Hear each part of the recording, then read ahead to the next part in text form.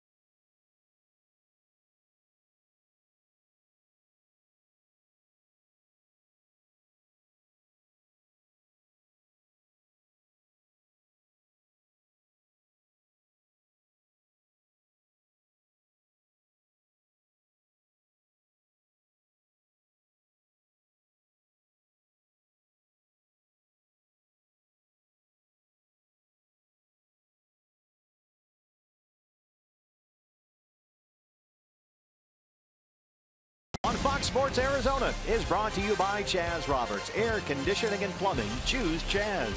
By Lone Butte Casino. You're in for more winning moments at Lone Butte Casino. By Cox Gigablast. How will you live the gig life? And this D-backs Yankees series is presented by Echo Outdoor Power Equipment. We are all buttoned up nice and dry inside Chase Field. Zach Greinke set to take them out against the Yankees' Michael Pineda. It's a Teal Tuesday here at Chase Field. First pitch coming up next on Fox Sports Arizona.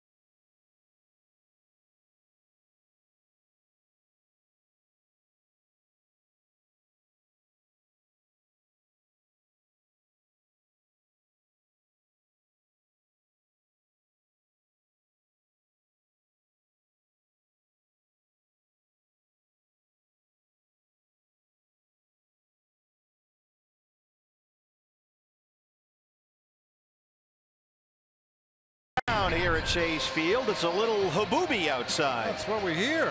Yeah, Joe Girardi's Yankees are in here, 5 under 500, last in the American League East, 7.5 games behind the Orioles and the Red Sox, and set for the second game of this 3-game series against the Diamondbacks. And the lineup for the Yankees, a little more thump in it, Bob, tonight than there was last night against the lefty Robbie Ray. Yeah, the lefty sent a couple of the Yankees' better hitters to the bench in the ballgame last night. Tonight it'll be Jacoby Ellsbury leading off in center field, Brett Gardner out in left field, Mark Teixeira once again at first base, Brian McCann doing the catching, Starlin Castro at second base, Chase Headley at third, Didi Gregorius, the former D-back, at shortstop, with Aaron Hicks in right field and Michael Pineda on the mound. Your Arizona Ford starting pitcher for the Diamondbacks. It's Zach Greinke, 32-year-old right-hander. His 3 losses equal his loss total from all of last season in L.A. And this year, the Brewers' Willie Peralta is the only pitcher in Major League Baseball who has given up more base hits than Zach Greinke. Now, in his defense, in his last start, there were a lot of seeing eye ground balls that snuck their way through. Don't get me wrong, there were a couple of hard hit balls as well, but his performance not quite as bad as the numbers looked last time out. But one thing that really has to change is his pitching here at home. Last year, in 17 starts at Dodger Stadium, he gave up a total of 19 runs. This year, in 5 starts, he's already given up 24 runs here at Chase Field. Have to turn that around.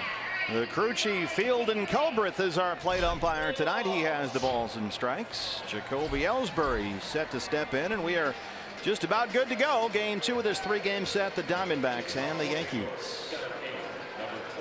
Some harsh weather outside, so we've got the roof and panels closed. Rain, dust storms, haboobs, you name it. But we are nice and dry and protected here in downtown Phoenix, Arizona.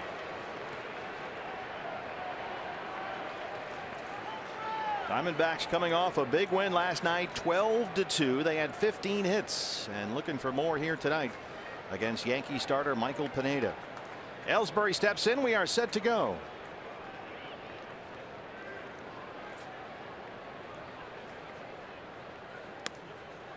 There's a strike, 0-1. Jacoby Ellsbury, 259 with a homer. He doubled and scored a run last night. Or tripled and scored a run, I should say. Came all the way around, in fact, when a relay throw from Nick Ahmed hit him in the helmet at third base. Yeah, that was a tough break. That throw looked like it was going to beat him to the bag at third. Unfortunately, Nick's relay throw hit Ellsbury in the back of the helmet and bounced completely out of play. So Ellsbury 1 for 4, couple of strikeouts against Robbie Ray last night. He's down 0-2.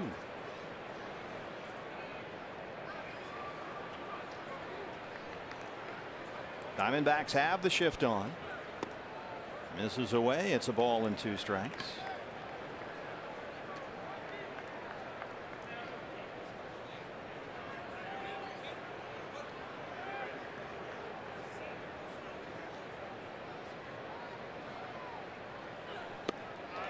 He struck him out. Good start for Zach Greinke. 1 down. Our eye on defense for the D-backs is brought to you by Nationwide Vision Centers. Chris Herman out in right field once again. He's done a nice job out there in a short number of appearances. Chris Owings in center field. Yasmani Tomas over in left. It'll be Jake Lamb and Nick Ahmed on the left side of the infield with Gene Segura, Paul Goldschmidt on the right side. Wellington Castillo back behind the plate tonight for right-hander Zach Greinke.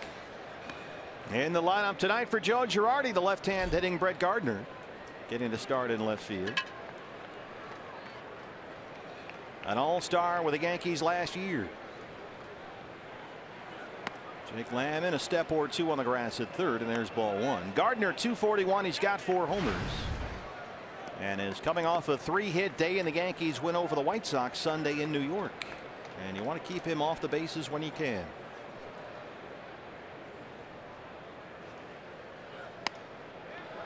One and 1. Gardner always at least 20 stolen bases a season whenever he's healthy.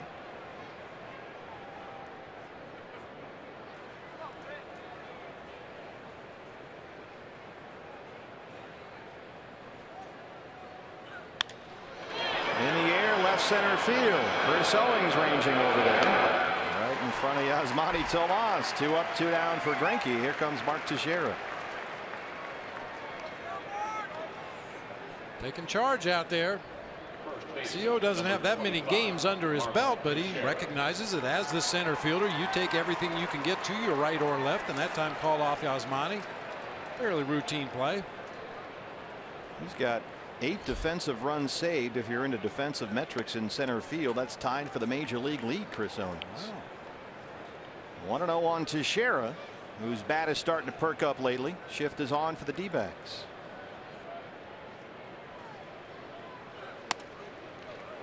Teixeira 218. He's got 3 home runs, but he's got more strikeouts than hits this year.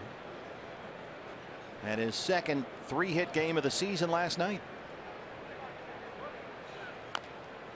Check swing foul. Greinke's ahead, of ball and 2 strikes.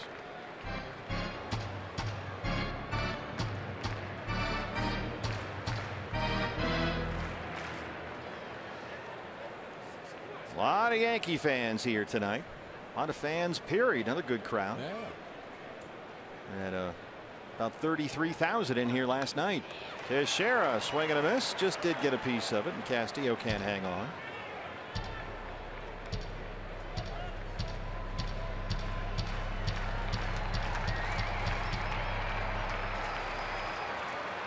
New York. What was your key to the game last night? Forget about it. Tough guy. 1 and 2. Yes, it did. It did not, says C.B. Bucknor down there at third. So it's 2 and 2. I think the skipper agrees with that one. Very close right there. Looked like the bat may have snuck out there a little bit too far.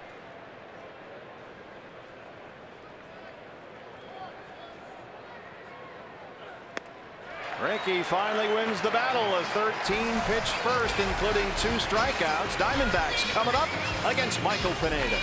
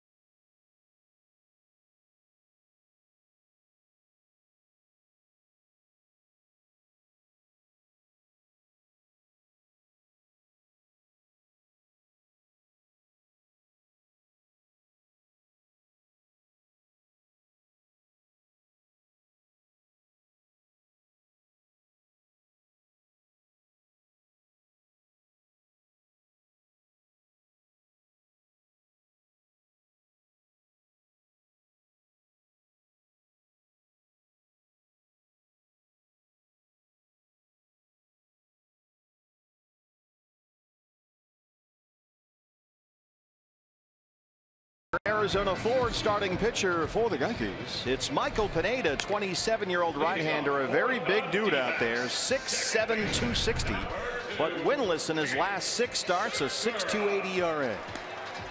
He is pretty much a strike thrower, 41 punch-outs against only 13 base-on balls. This leads nicely into your Valley Honda dealers. Key to the game. What do you have? Don't be late, for crying out loud. Michael Pineda this year has had some first inning issues. 12 of the 28 runs he's allowed have come in the first inning. He surrendered 5 home runs in the first inning. Opponents are batting an even .500 against the Yankee right-hander.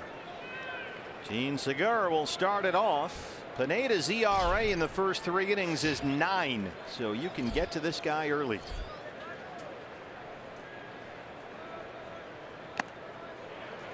And he's one of those guys who seems to have problems getting settled out there, finding a rhythm, vulnerable to the big inning, and usually it's early, where he'll miss location with his fastball or hang a flat slider. But he is an enormous dude out there. You mentioned a fastball slider. That's basically what Michael Pineda is all about. He does have a straight changeup he'll use occasionally to a left-handed hitter, but basically a power guy, as you can imagine from that frame. Up the middle, a base hit for Segura, who leads the major leagues in hits. That snaps a tie with the Nationals' Daniel Murphy, at least going into the ball game tonight. Your lineup for Chip Hale's Diamondbacks on this Teal Tuesday. Gene Segura already on base. He'll be playing second base tonight. Chris Herman playing right field, making his way to the plate right now. Paul Goldschmidt moves back into the 3 spot at first base. Jake Lamb at third. Wellington Castillo doing the catching. Yasmani Tomas in left. Chris Owings in center. Nick Ahmed at shortstop, and Zach Greinke, the right-hander, on the mound. Segura 5 for 8 in his stolen base attempts. Here's Chris Herman. How's Brian McCann back there as a defensive catcher? He's always been a little shaky throwing. Occasionally he has trouble making the exchange cleanly from the glove into the throwing hand. Has a stronger arm, but it doesn't always play that well. Like every catcher in Major League Baseball, he's going to need some help from his pitcher, and Pineda, being such a big guy out there on the mound, it might take him a while to unload that ball to home plate. Big guys get their mechanics out of whack more often than smaller guys? I would think so. I mean, it stands to reason when the body parts are as far apart as they are. Try to synchronize that leg kick and drop and drive on the back leg and make sure your arm's in the right throwing slot. And that is an enormous wingspan coming at you from on top of a hill, throwing 95. 0-1 on Chris.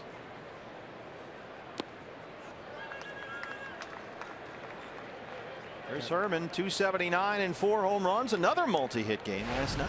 Well, not only that, but some great at bats. He drew a walk. He hit a sac fly to center field with a runner at third base and less than 2 outs. He's just put together some really good at bats recently.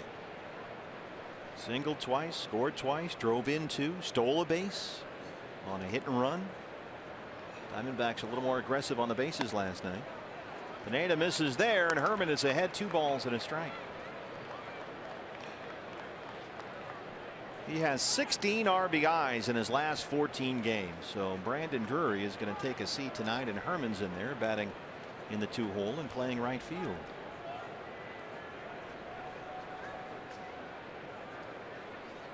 There goes Segura, takes off on the 2-1, and Herman fouls it off. Diamondbacks putting the foot down on the gas again tonight.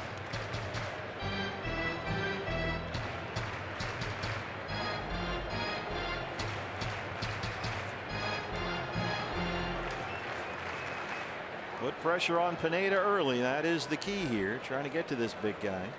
Joe Girardi says that his early issues are often a case of just having to make a few more pitches than he should or normally would, and that gets him into trouble. So it doesn't take much to sort of tip him over the cliff.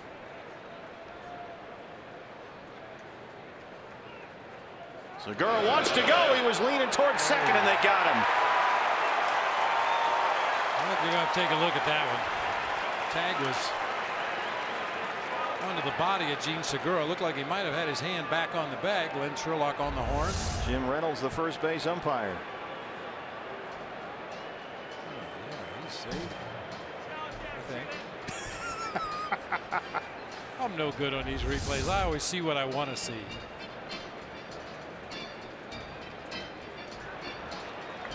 No. When Sherlock said, yeah, they got him. That was the call from Alan Campbell. So Segura is picked off. They had Pineda on the hook immediately and let him off. Now, clearly going towards second base, was going to be on the run on the pitch.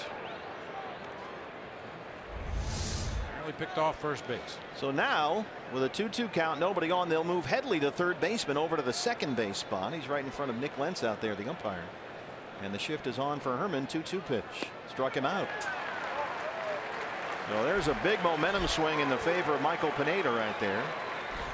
Let's take a look at the Yankees defensively, brought to you by Nationwide Vision Center. Yankees will have Brett Gardner in left, Jacoby Ellsbury out there patrolling center field. Aaron Hicks moves over to right field for tonight's ball game. Chase Headley and Didi Gregorius will man the left side of the infield. Starlin Castro and Mark Teixeira on the right side, with the veteran Brian McCann behind the plate for right-hander Michael Pineda.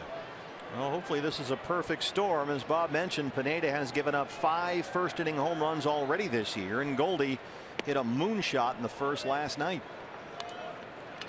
That was off rookie Chad Green, pitching his first major league inning.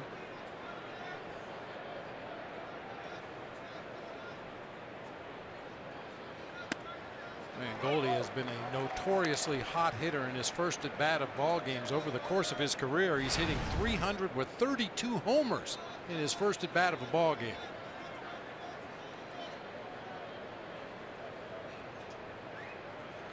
Drives this one into the gap in left center. A 2-out single for Goldie. And speaking of long home runs last night, here comes Jake Lamb.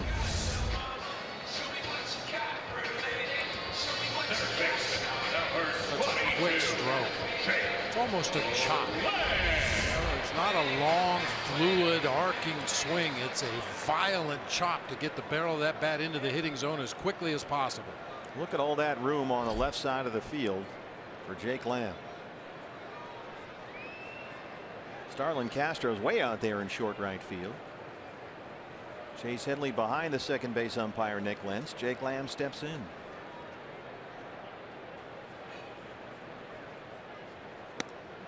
There's a strike 0-1. Lamb 275. He's got 5 home runs now and had a big night last night.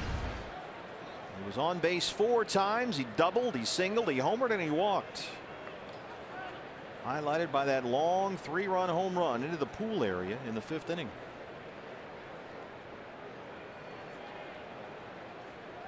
Goldie takes off. Here's the throw from McCann. And it's a good one, but it gets away from Headley, and Goldie heads into third. Well, you've got Chase Headley, the third baseman, with the shift on there, trying to take that throw from the catcher McCann, and it snuck into center field.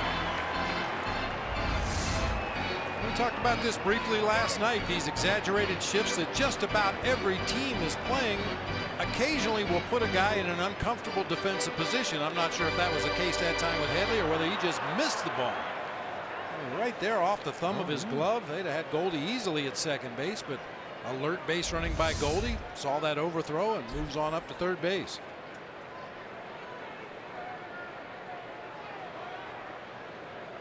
E5 is up on the board right now.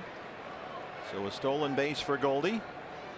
His 4th of the year. The error on Headley, the third baseman, and it's 1-2 on Jake Lamb.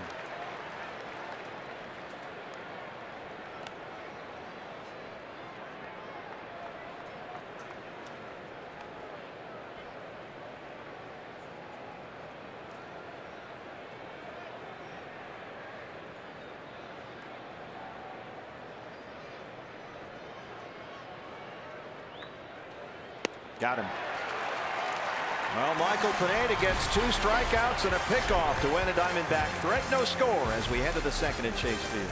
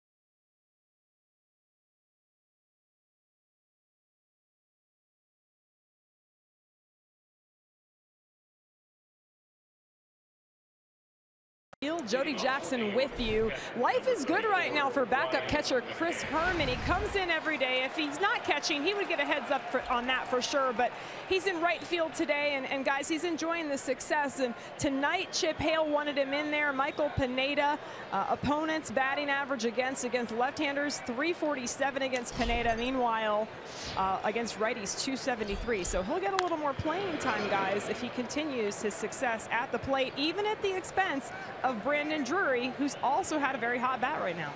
Well, when you're looking for offense, Bob, you got to play your hot hand, I guess, right? Just keep going with it. Absolutely. As I mentioned in the open, perhaps exceeding expectations offensively for Chris Herman, but you don't question why or how. You just keep running him out there as long as he's hot. Well, here's the Yankees starting catcher Brian McCann, who was not in the lineup last night against the lefty Robbie Ray. 276 and 5 home runs. He homered Sunday in their win over the White Sox and has 10 RBIs in his last 10 games. The shift is on for McCann.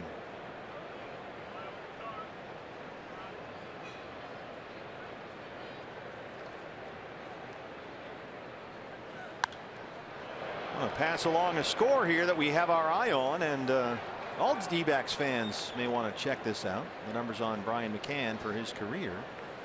Former Diamondback Chase Anderson right now is throwing a no-hitter at Miller Park against the Chicago Cubs. Chase is through 7 no-hit innings at 87 pitches.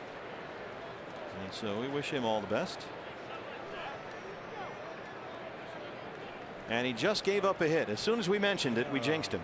So the no-hitter is over. Chase Anderson, 7 no-hit innings, but he's just lost the no-no in the top of the 8th against the Cubs in Milwaukee. 2-2 on Brian McCann.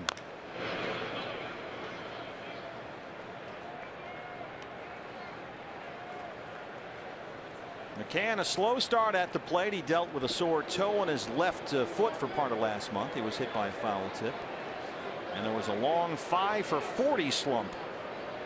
His batting average really took a tumble toward the end of April, but he's got it going again pretty good right now. He's worked at full 3-2.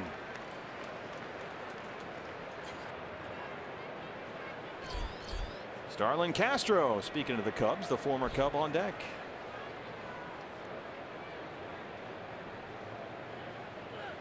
Hard into the shift. Segura is there, and that's why the shift is on. They take a base hit away from McCann.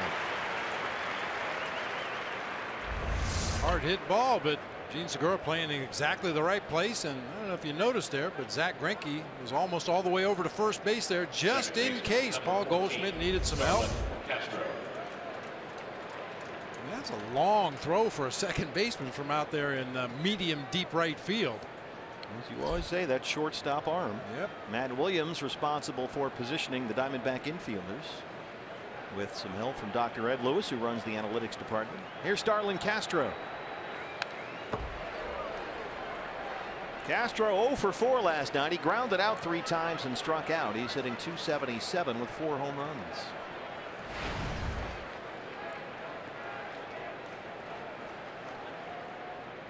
Ben Zobrist with the leadoff double in the 8th inning for the Cubbies to break up that no-hitter. He's a tough out always.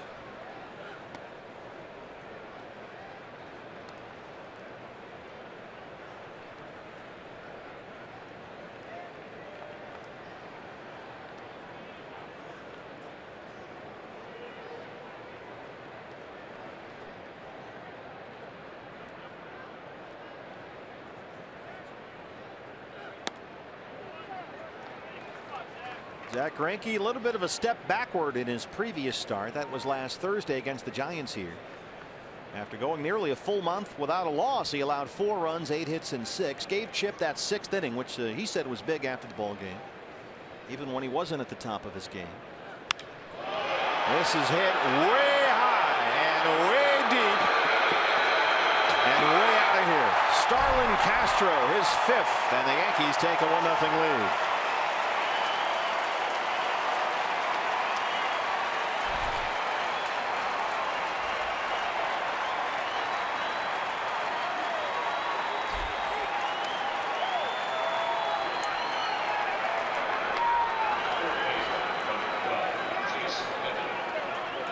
He's always been a very aggressive swinger. In a 2-1 count, gets a high fastball on the inside part of the plate. He's a lot stronger now than when he first got to the major leagues. Was just a single slap hitter. Now he's got some thump in that bat when you make mistakes. He thumped that one 420 feet onto the concourse in left center. 0-1 on Chase Headley, the third baseman. Squib shot the other way, a long run for Nick Goddard, and he's got it in foul ground. That's why he's over there with that shift on. He's responsible for that whole side of the infield, including the foul territory. A long way to go that time. That ball wasn't popped that high in the air. He had to just put his head down on a dead sprint over there into foul territory. And eventually he gets to the spot and makes the play. 2 down for Didi Gregorius, former Diamondback, back in town. His return to Chase Field last night went 1 for 4. Singled his first time up. There's the strike 0-1. And Didi in there at 237 with 3 home runs.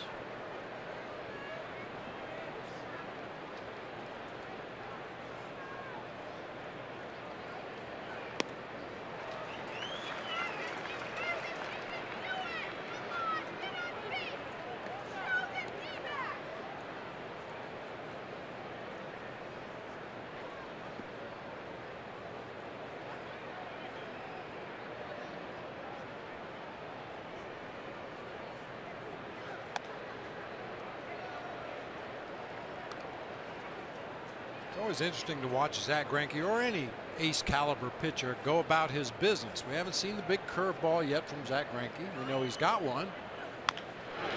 Keeping it in his back pocket for now. A high hop there for Goldie, and he beats Didi to the bag. But Starlin Castro, it's his 5th home run of the year, and the Yankees take a 1-0 lead.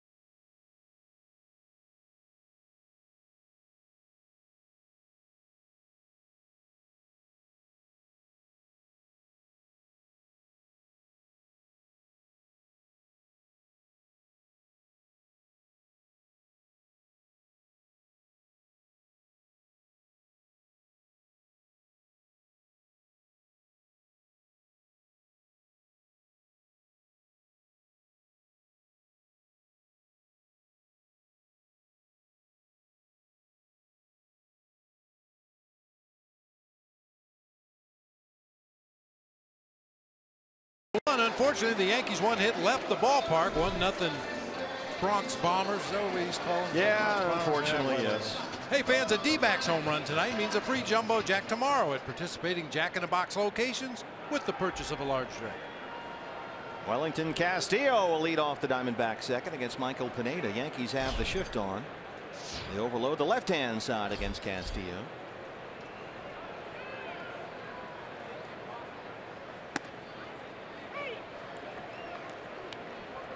Well, he's 299. He's homered 7 times. And we mentioned how Michael Pineda struggles in the first inning. He's not a whole lot better in the second inning. He's given up 8 second-inning runs this season. Sky-high pop-up. That's in the rafters. Castro, the second baseman from the shortstop spot's got it. And that's the first out in the second.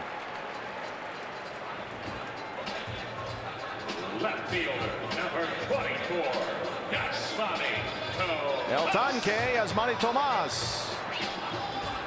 305 and 5 home runs. Yasmani had a good night last night. Singled, doubled, stole a base, scored a run. His 5th multi-hit game this month.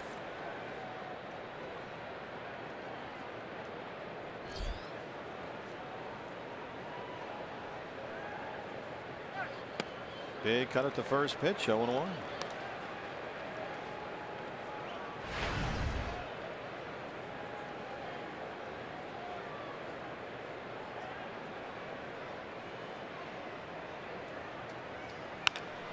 On the ground to third, Hidler. 2 up, 2 down for Pineda.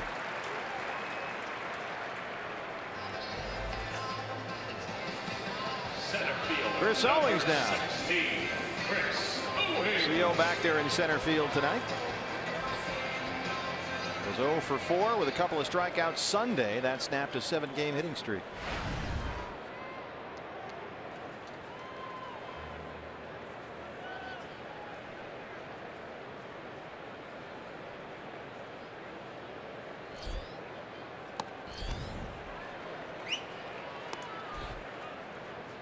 Home run swing by Chris Owings, looking to ambush that first fastball from Pineda.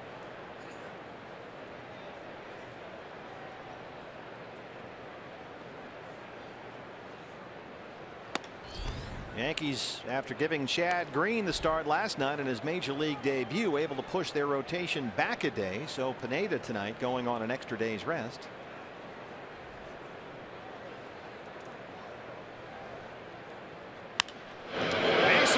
It's a fair ball down the left field line. Chris Owings will go flying into second base. He's thinking about 3, and here he goes. He is in there. Putting the pressure on Brett Gardner in that left field corner. And Owings flies into third with his 4th triple.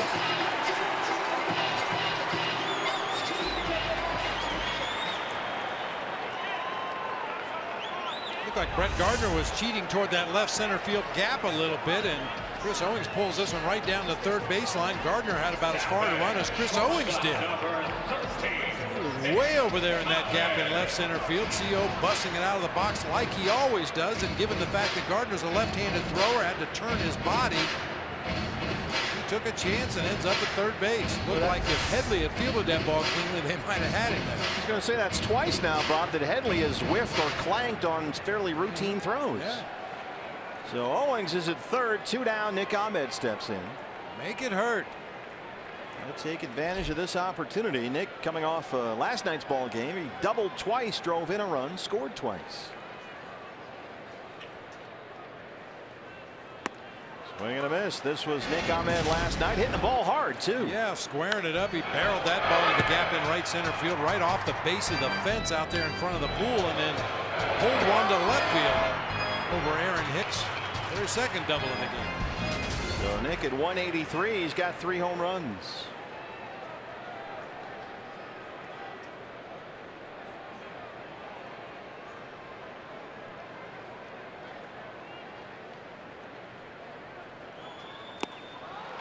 One of Pineda's issues this year has been getting that final out in each inning. With 2 outs this season, no matter what the inning, opponents are hitting over 460 against him, including 7 home runs. So he gets right to the edge of getting Joe Girardi out of the inning, and then boom.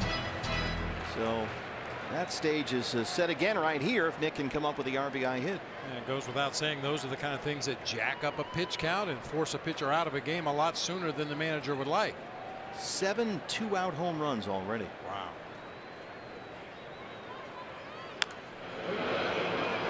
And Joe Girardi was saying it's not something that's always been the case for Pineda. It's just sort of this thing that's cropped up this year, always having to make just a few more pitches, and it's been an issue just putting the inning away. And he's ahead of Ahmed, 0-2.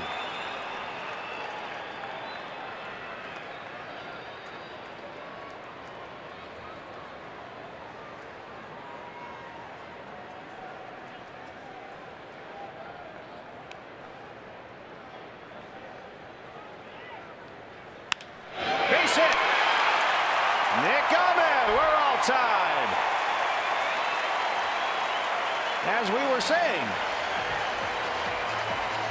Pineda's struggle to end the innings continues. Made Nick look bad on a couple sliders earlier in the sequence. Tries to go back to it again on the 2-strike count, but left it up over the heart of the plate. And Nick hits that top spin grounder through the left side. Pineda upset with himself. Made a mistake in location that time, driving that bus. Big 2-out RBI hit for Nick Ahmed ties it up, and Zach Greinke will get his hacks now.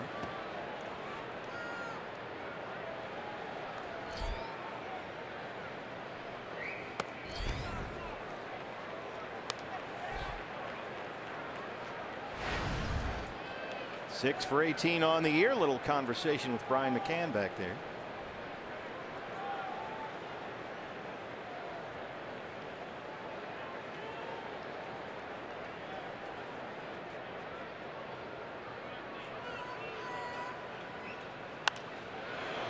When things don't go well for Michael Pineda on the mound, you will see it. You will see it affect his body language. He has body language issues, and it will physically alter him out there. He sort of has this here we go again persona that he adopts when things go south for him, and it's been an issue all year.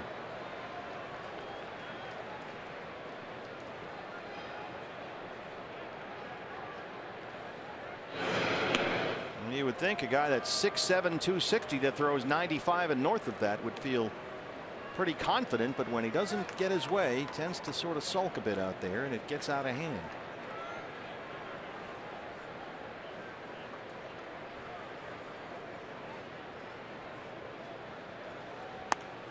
One and two on Greinke. Yeah, pitchers that show their emotion out there on the mound. Larry Rothschild's had some experience with that in Chicago, working with Carlos Zambrano. Doesn't make it any easier, but at least he's had some past experience dealing with a guy who lets his emotions show quite openly out there on the mound. Well, that's why God invented water coolers. Called strike three. Pineda finally gets that final out, but the Diamondbacks come up with a pair of 2-out hits. We started off with Chris Owings, who triples down the left field line, and then Nick Ahmed comes through with the clutch RBI single. We're all tied at 1.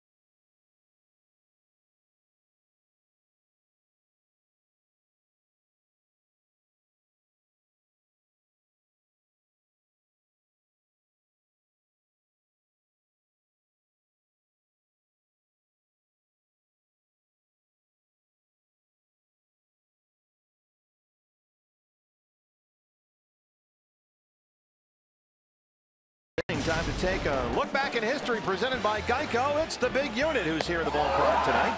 And don't forget, fans, tomorrow Fox Sports Arizona celebrates the 12th anniversary of Randy's Perfecto. They will replay this classic game at 1:30 as Randy Johnson live tweets during the replay. You'll get his thoughts as he watches the game, all in real time, as we set the Wayback Machine to that perfect game.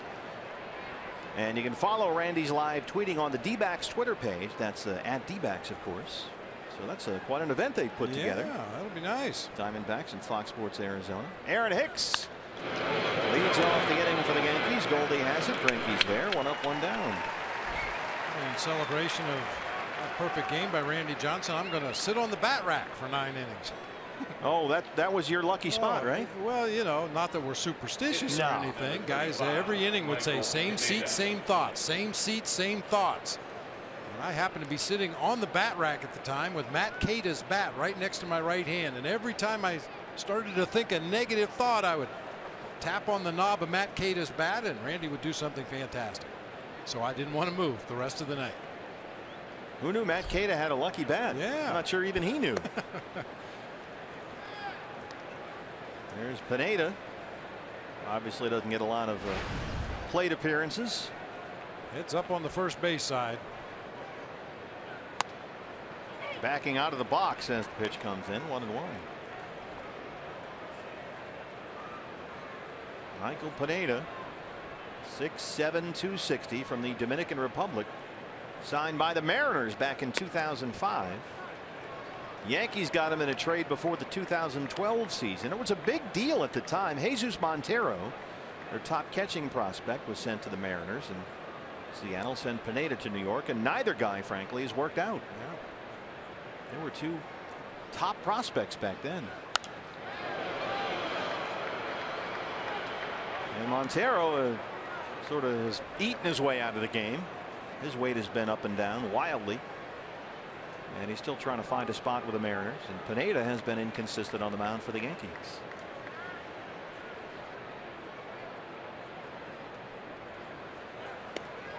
He waves at that one. 3rd strikeout for Zack Greinke. 2 up, 2 down in the 3rd. That'll bring up Jacoby Ellsbury, who struck out his first time up. Center fielder Jacoby Ellsbury.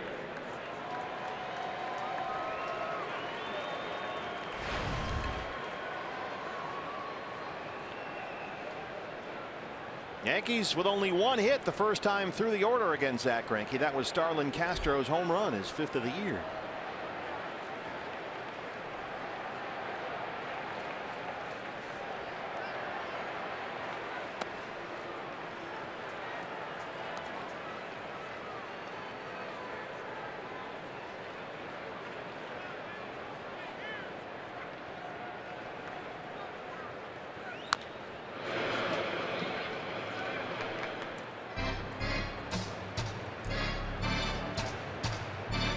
Jacoby Ellsbury, his 3rd season with the Yankees, got a 7-year, $153 million contract. And a lot of that has been struggling just to stay on the field, stay healthy. He just missed 7 games a week or so ago with a right hip strain. This one is a soft roll to Segura. And Greinke, since the Castro home run, has retired 5 in a row. We're all tied up at Chase Field.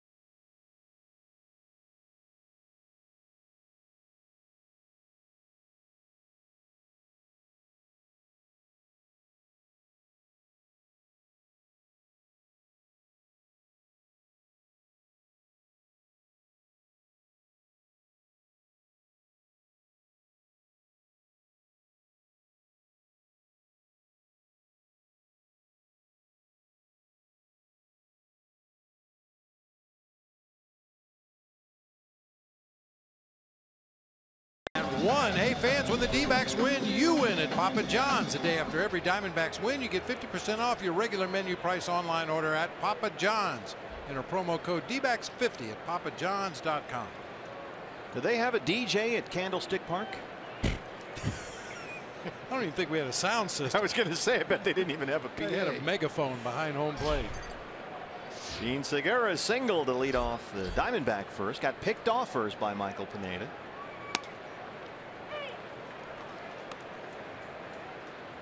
And Pineda on the ropes in that first inning, but couldn't get a run across.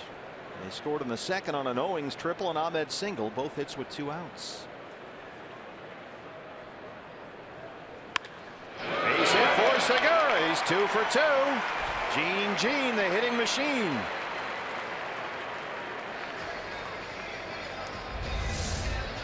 Stay hot. Don't get picked off. We really went down, dug that one out, ripped it through that hole on the left side of the infield.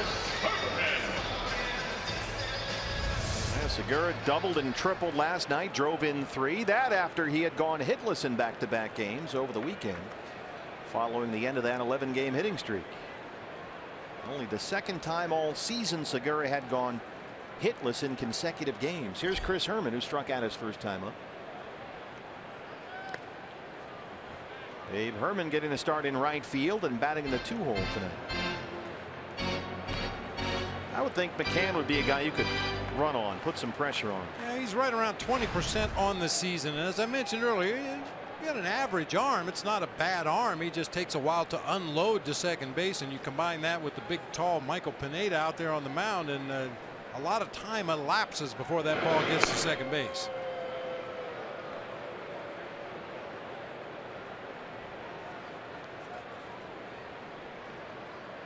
We always hear scouts talk about pop times.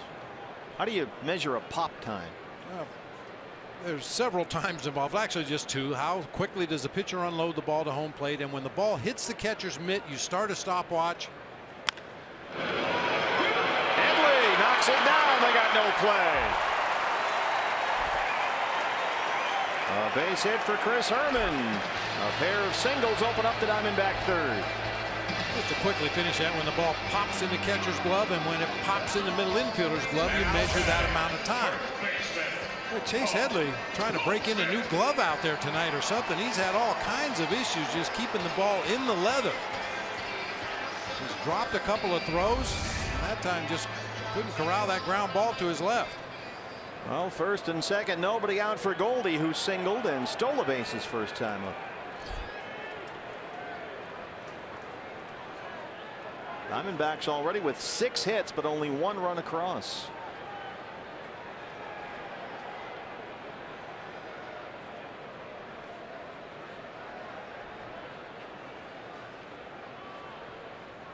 And as we mentioned in the open, it's critical to get the lead against these Yankees because they do have that 3-headed monster all together at the back end of that bullpen with Betances and Miller and Chapman, who's back from his suspension. So that is a big-time weapon for Joe Girardi.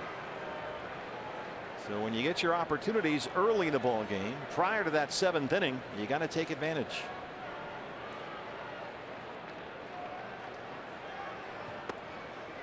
One and one.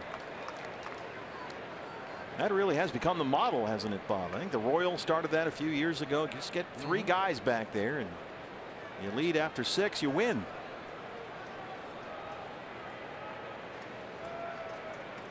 Sort of reverse engineering. It used to be all about the starters, and that's where you put all your money and attention. Now guys build from the back end of the bullpen down. That's chopped foul, 1-2. I really think the model's going to change again over the years. I mean, you think back, it wasn't that long ago that most teams used a 4-man rotation. Maybe had 4 or 5 pitchers in the bullpen, but lots of position players available off of the bench. And you've got more specialized with closers and setup guys and loogies, lefties to come in and get out one hitter. But the problem is there's not enough starting pitchers that can get you deep enough into the game with the lead. So I think eventually you're going to see pitching staffs built around guys who go through the order one time and you're out of the game. That's what the sabermetricians would like to see. Base hit. They will wave Segura. Gardner's throw is into third, and it's 2-1 Diamondbacks. Goldie 2 for 2.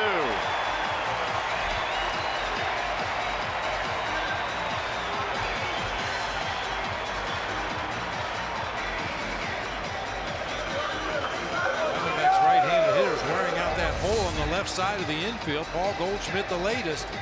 Cement mixer slider that just stayed up there belt high over the middle of the plate, and he bangs it through that left side.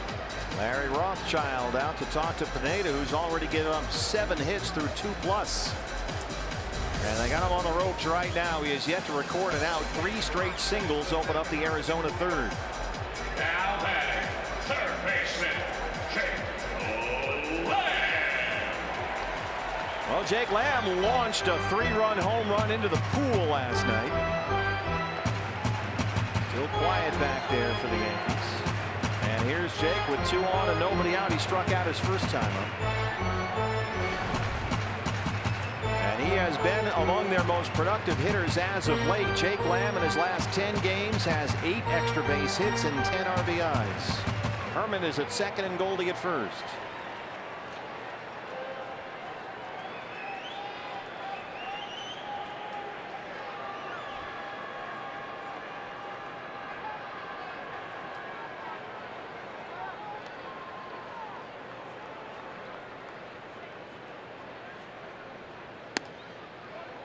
Ball 1. Jake was talking about the win last night, said the Diamondbacks weren't stressing about the recent team-wide offensive skid, but he did admit they were all kind of feeling it a little bit. And so it was nice to get a game like last night. Everybody could just kind of take that deep breath.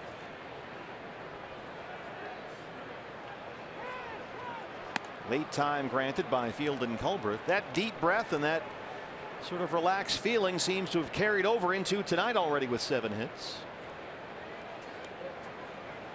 And Jake said, you know, last night kind of reminded you, oh yeah, we can hit. We're pretty good. Just focus on the process. Might be an understatement in Jake's case. He's 6 for his last 16 with runners in scoring position, 4 extra base hits, including a couple of homers.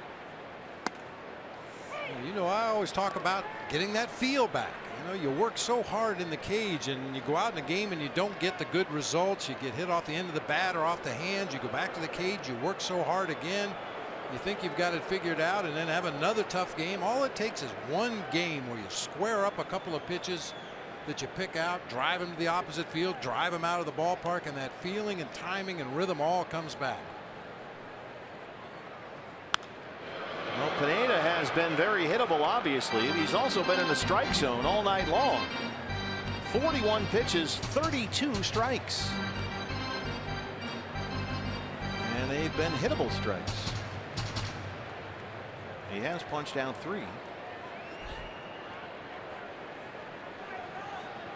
And again, watch for the body language. It's been a problem. We've had to remind him oftentimes this year. Composure. But ahead of Lamb, a ball and 2 strikes.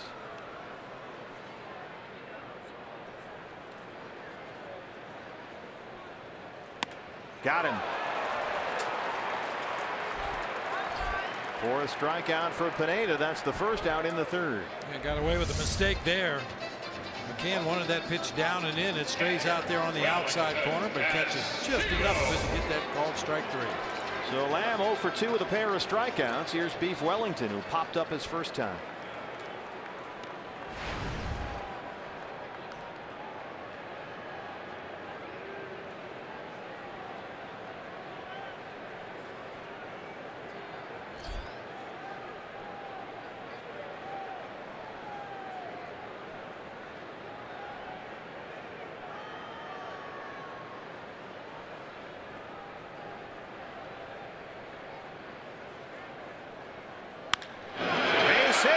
Wellington.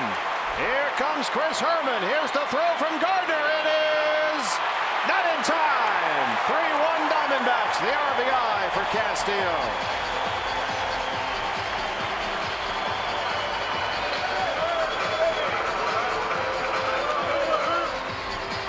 They got him on the ropes. And Another base hit through that 5.5 hole in the left side of the infield. Chris Herman off like a shot from second base. Gardner doesn't have the strongest throwing arm in the game, and that one was into foul territory at third, giving Chris Herman a sliding lane back to the inside.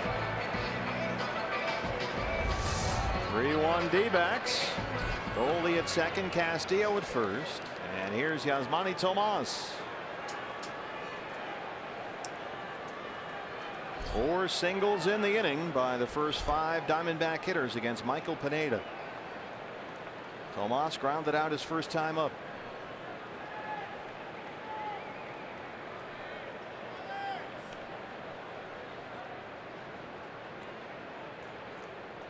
There go the runners. McCann throws to second. It's high, and everybody moves up. Goldie's second stolen base of the ball game. That's his 4th and 5th on the year, and Castillo has his second. Without looking at the media guide, I'll say that's a career high for Wellington Castillo. Give him the base. Yankees will bring the infield in. Pitch was a strike to Tomas. It's 0-1. The foot is down on that gas pedal right now.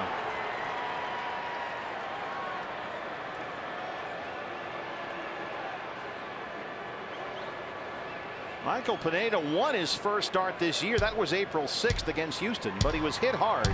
6 runs, 8 hits, and 5. The Yankees, however, scored 16 runs in that game, and Pineda got the victory. He has not won since, and he's yet to pitch longer than 6 innings at any start this year. Just a little tidbit for you here, partner. Wellington Castillo now is the all-time major league leader in stolen base percentage. Perfect 4 for 4 in his career. Had 2 back in 2013 and 2 so far this year. Has yet to be thrown out. It's been a good year for Diamondback catchers. Oh, it sure has been a good day. Way to go, Welly. Goldie at third, Castillo at second. 1 out, infield in for the Yankees. 0-1 on Yasmani Tomas.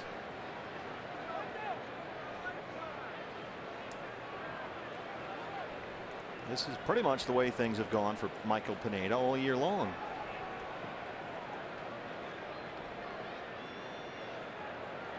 Diamondbacks now with 8 hits.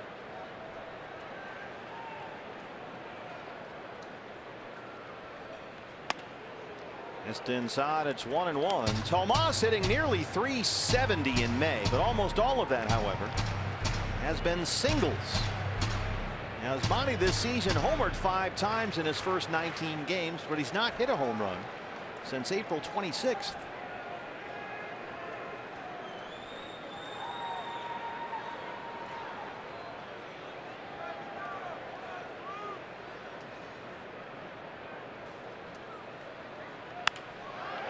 In the air, right center, Hicks coming in. Goldie at third. He will stop halfway down. Hicks has got a good arm, and that's the second out.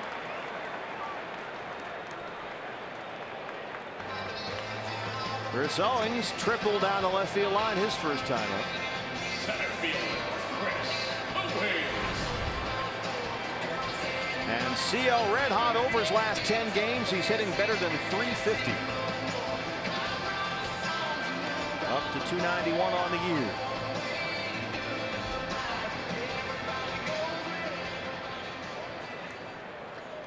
Big difference right here. 5-1 versus 3-1. Nick Ahmed had a 2-out RBI single in the second. We'll see if Chris Owings can pick one up here in the third.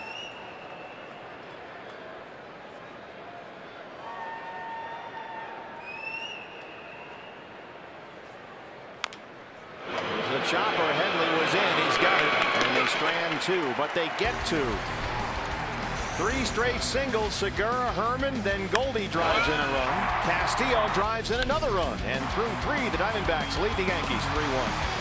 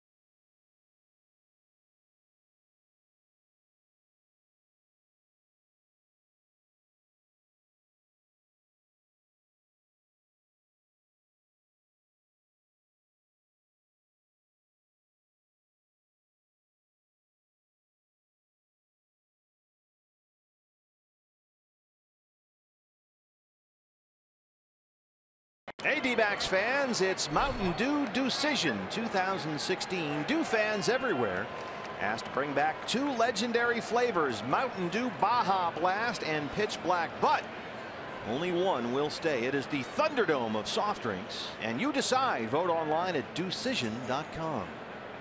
2 flavors enter, only 1 flavor leaves. Brett Gardner will lead off the Yankee 4th against Zack Greinke, who's retired 5 straight, now leads at 3-1.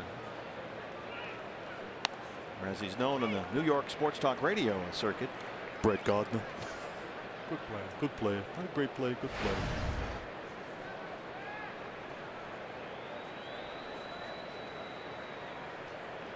Gardner flying out to center his first time.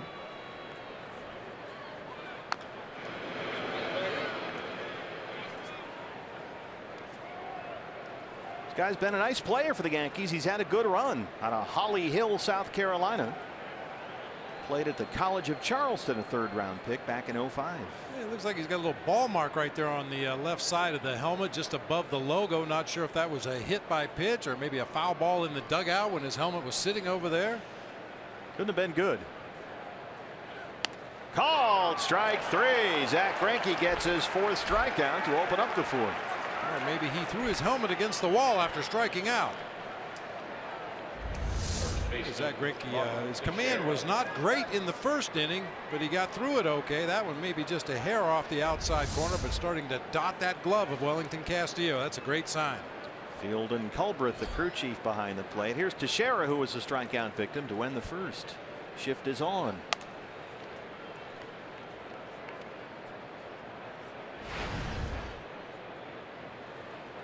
.216 on the year with 3 homers.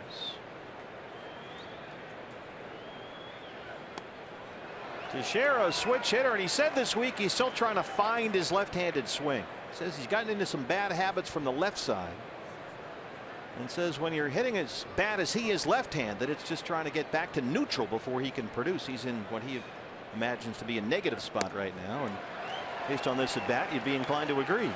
He's been really susceptible to off-speed pitches so far in the 1st game and 4 innings of this series. Been out in front of every off-speed pitch he's seen. 1-2.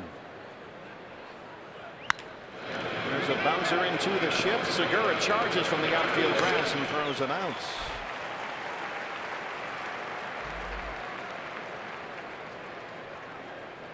Brian McCann now. McCann grounded out into the shift, his first time up.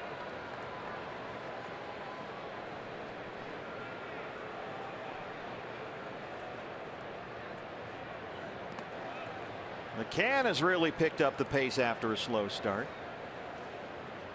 Since April 30th, he's hit .326, couple of home runs, on base percentage during that span over .400. Now in his 3rd season with the Yankees.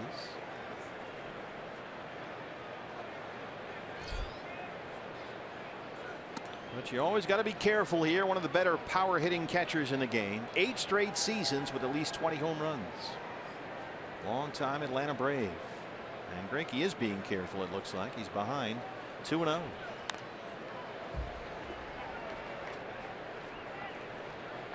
Zach right now at 50 pitches, 34 for strikes. Yeah, Brian McCann several years ago playing for the Atlanta Braves had a lot of problems with his vision. Yeah. Remember they were trying different kinds of eye drops and contact lenses, and even to this day a lot of squinting and opening his eyes wide open before getting in that batter's box, just trying to get his vision as locked in as he possibly can. Well, it's funny because he and Freddie Freeman were both going through that at the same time on the same team.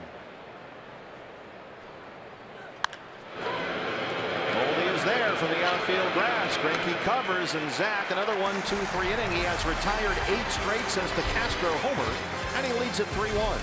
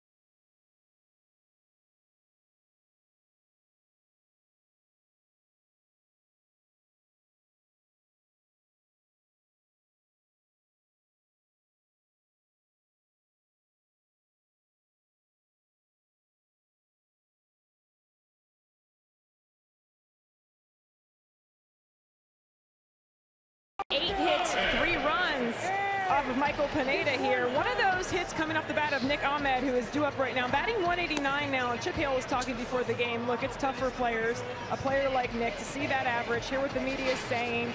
He said the last couple of days, though, it's been good to see him get in the box, not worry about his mechanics. 2 hits last night, the hit in his first at-bat. And, guys, you saw the swings and misses. He's trying not to get frustrated. I talked to Nick today. He said, look, that's the biggest thing right now. I have to not get frustrated with some of the at-bats I'm not happy with, some of the balls that are hit hard and maybe they're caught. And, guys, it looks like it could be paying off for him. Yeah, Jody, Nick is a real grinder. He will grind, man, and hit and work. And he is so competitive. I imagine when he's not producing like he knows he can, it's got to just eat away at him. But Chip Hale was talking about that the other day. He says right now the game is just not slowing down for Nick at the plate. And when it doesn't slow down for him naturally, Chip says, well, then we got to take him out of there every now and again to make sure it does slow down for him. That's a phrase about we hear all the time. The game is too fast for him. Yeah, everything's speeded up. You feel like you have to rush your swing. You don't really identify pitches. You don't know whether it's a fastball or a slider. Is it a strike or a ball? You just feel like you have to hurry so much to get your bat into the hitting zone that you become susceptible to just about everything. As Jody mentioned, Nick had a great game last night. Couple of doubles, drove in a run, scored twice, reaches out and taps it back to the mound. Pineda's got to hurry up, and he just does get Ahmed at first, says Jim Reynolds down there. Well, you could see that time how difficult it is for Pineda at 6'7", 260 just to move around. It took him a while to collect that one. It's a long way down to the ground when you're that tall, but scoops it with the bare hand and fires a rocket to Teixeira just in time to get Nick at first, it appeared. Nick is still standing on the bag, and Chip Hale is waving him back in here. There will be no challenge. That's the first out in the 4th. Now batting, pitcher, Zach Greinke. Zach Greinke struck out his first time. One more look.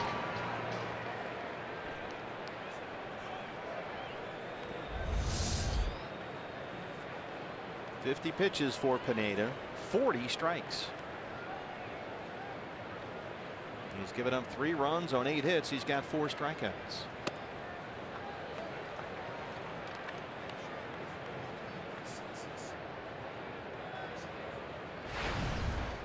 You know, and one thing that compounds your problem when you're slumping offensively, you go up there to the plate and you're looking at the pitcher, and while he's messing around, you happen to look over his shoulder and you see your batting average up there on the big board. Now, it's not so bad here at Chase Field because you kind of really have to look to see the 316 for Zach Greinke, but in some ballparks it's 5 stories tall out there in center field, and you look up there and see a 1 at the front of your batting average. That can get into your head a little bit too. That sounds like the voice of experience. Absolutely. Just don't look.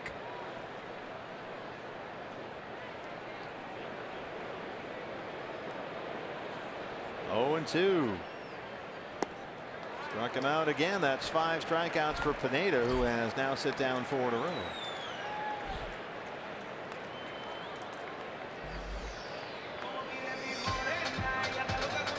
Top of the order, Gene Segura, 2 for 2. He has singled twice, scored a run. Second baseman. 2 singles in the ballgame, give him 18 multi-hit games on the season. Second in the National League. And leading the major leagues in hits. He's been neck and neck with the Nationals' Daniel Murphy. Washington was beaten today against the Mets. That was Max Scherzer versus Noah Syndergaard. So Mad Max versus Thor in that ball game. And Thor won. Scherzer gave up 2 homers, solo shots by Michael Conforto and Curtis Granderson. And Thor struck out 10 in 7 innings without a walk. And the Mets beat the Nats 2-0.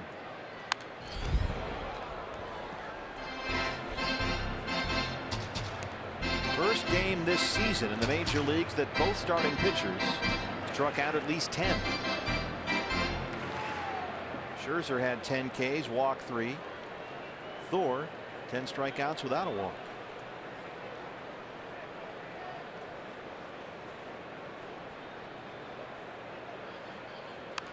Segura trying to bunt for a base hit, pops it up. McCann can't quite get there. That one hurt.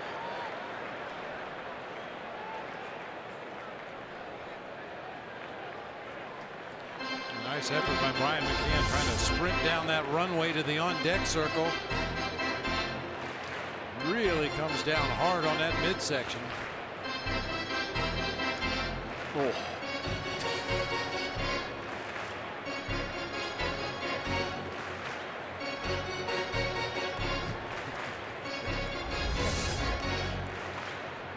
I can laugh because I've been there before. Such a frustrating feeling. You feel like you're running in quicksand. You see the ball right there. Just give me one more step, but you just can't quite get there. And then you have to bite it on that hard dirt. 1-2 on Gene Segura.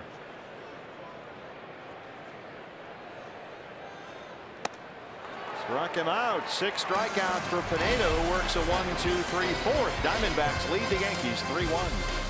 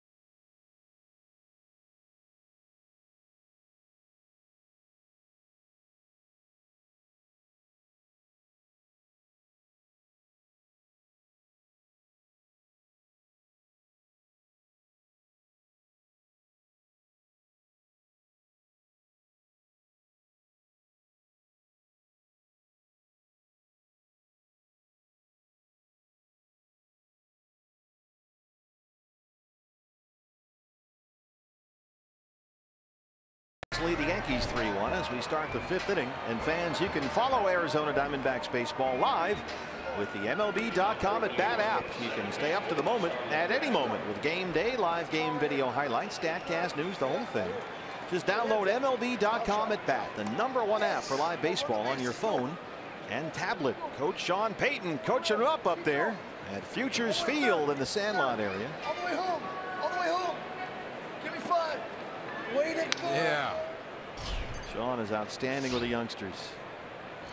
Zach Greinke has retired 8 straight. The Yankees still have only 1 hit, and that was Starlin Castro's long home run in the 2nd. And Castro leads off the Yankee 5th. Zach has retired 8 in a row. He's got 4 strikeouts.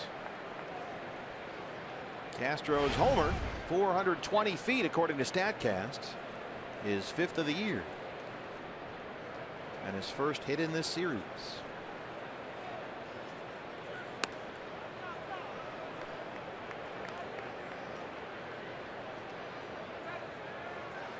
Joe Girardi says Starlin Castro has been the Yankees' most consistent hitter and has really done a good job learning how to play second base. Remember, there was all that debate near the end of his Chicago tenure when they had Addison Russell and they moved Russell in there and Castro played some second. Then he was on the bench. But with Didi Gregorius here, there's been no debate. Didi's the shortstop, Castro's the second baseman, and he's done a good job. Yeah, actually, when he was with the Cubs, there was a lot of speculation that he might end up at third base as he got bigger and stronger and learned the league a little more. He's just a really good athlete. They say he's worked really hard on his defense. They're thrilled with him. Greinke strikes it out. That's 5 strikeouts for Zach. 1 down in the 5th. Zach Greinke has a real good feel for that changeup today. That happens to be a slider with that downward movement. That's what made me think it was a changeup. But his off-speed deliveries have been really good today. And Mark Teixeira flailing at changeups all night long. Chase Headley shift is on for the Diamondbacks. I think Ahmed all by himself. As Headley squares to bunt, Nick sprints in from almost left center field. And Greinke sprinting off the right side of that mound toward the third base side. That's a great equalizer. When you have an athletic pitcher that wants to field his position the way Zack Greinke does, it gives you a little more leeway to play that left side back. Go ahead and try to bunt. Our pitcher will get over there and get on that ball. Kathy Grant getting on that one. Our Golden Glover down the right field line. That's the general, Kathy Grant. There's Kathy. Kirk foul pole Farley is manning the left field line tonight. Old foul pole has left field.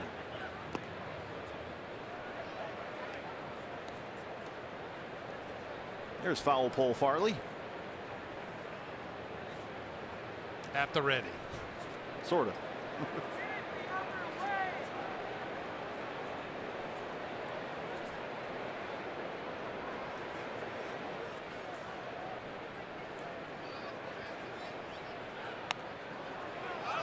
Fielden Culbreth doesn't bite back there, and it's 2 balls and 2 strikes on Chase Headley, who's really had a tough year at the plate. He's only got 3 extra base hits all season. Batting .200 right now.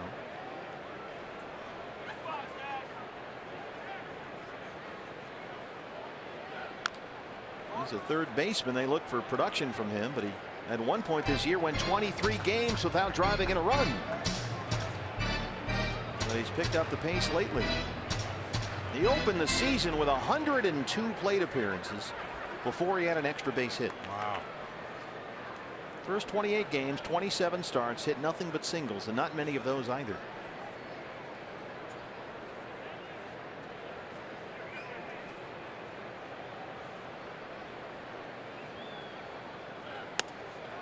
Just inside with a fastball. Full count, 3-2.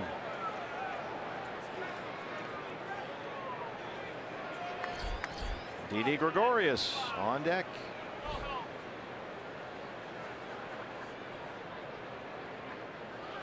Got him. 6 strikeouts for Greinke, who has now set down 10 consecutive Yankees. Another changeup once again. Sometimes a pitcher just has a real good feel for one pitch over the rest in his arsenal on a given night. And every time he needs a big swing and a miss or weak contact, he's been going to that changeup. Didi Gregorius grounded out his first time.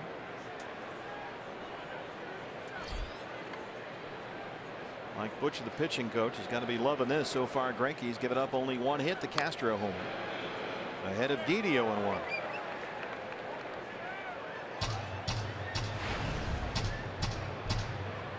Didi has not been getting on base with any real consistency this year. Last 20 games he's hit an even 200.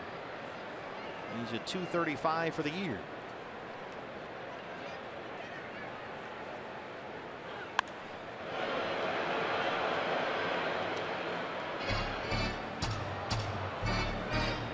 Zack Greinke a strike away from his 3rd consecutive 1-2-3 inning.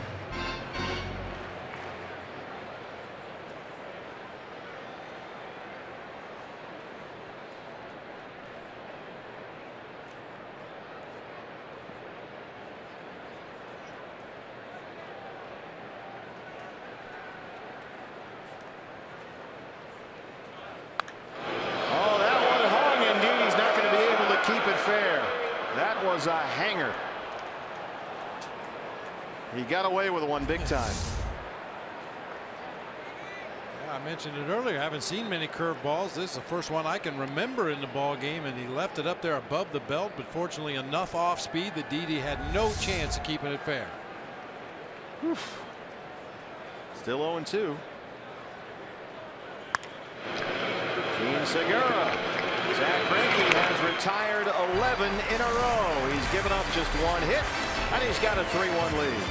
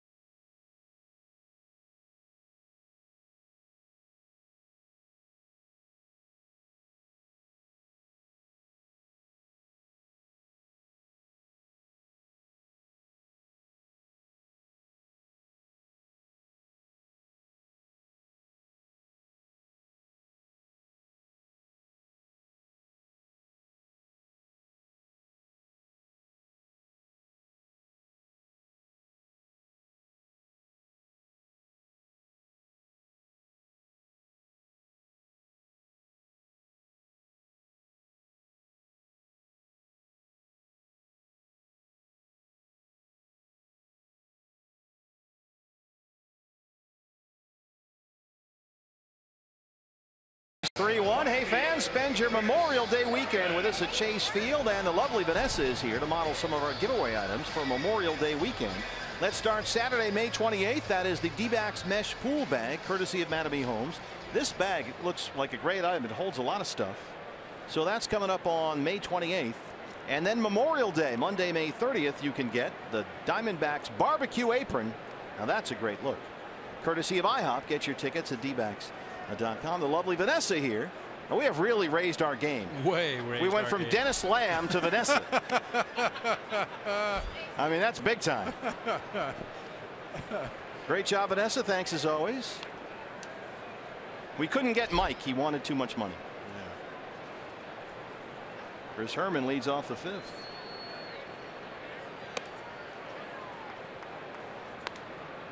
Now, we don't want Vanessa to leave Chase Field, but I think she would have a future on The Price is Right. Future a lot of places. Yeah. Very talented. She's all over. She's in magazines and news shows and entertainment shows. She's at Diamondback games. She's a multimedia mogul. There you go.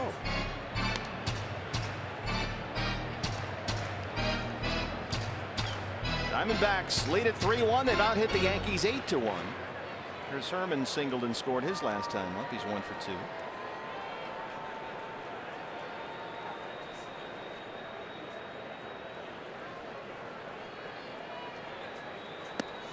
And Pineda strikes him out. That's 7 strikeouts for Pineda, who's starting to settle in here. He's retired 6 in a row. Yeah, it looks like Pineda's getting a little more downward plane on his pitches, taking advantage of that big tall frame out there. That's that slider with the dot on it, down and into Chris Herman.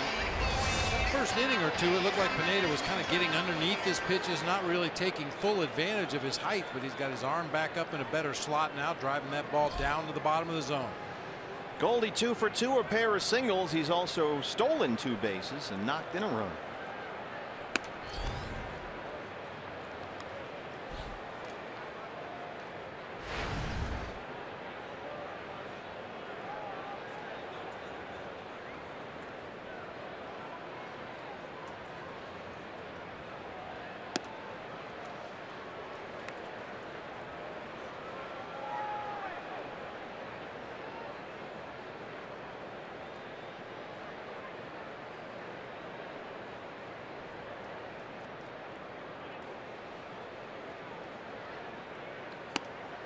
In there for a strike. It's 2-1.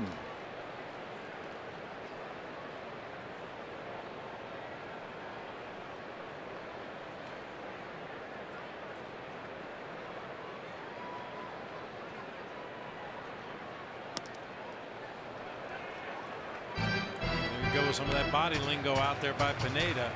Pulled that pitch way out of the strike zone, down low and away from Goldie, and bent over at the waist, talking to himself.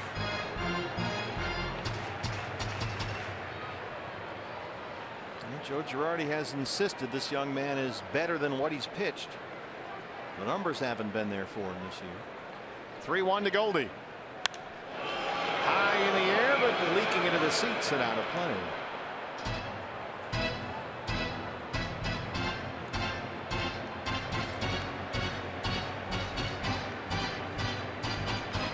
He did do a good job, Michael Pineda, of buckling down when he had that rough 3rd inning. The first 3 batters reached on singles. 4 of the first 5 had singles against him. They were sneaking through. Hard hit balls through the 5-5 hole. He has settled in since, but he strikes out Herman and walks Goldie to open up the 5th. First walk issued by Michael Pineda. That'll bring up Jake Lamb, who is 0 for 2. He has struck out twice.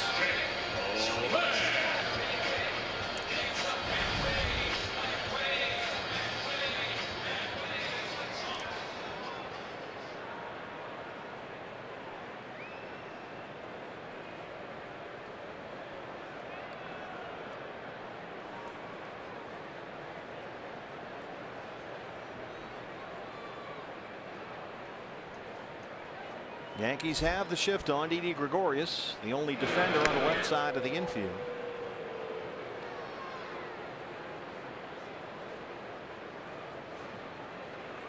Chase Headley, the 3rd baseman behind second base umpire Nick Lentz.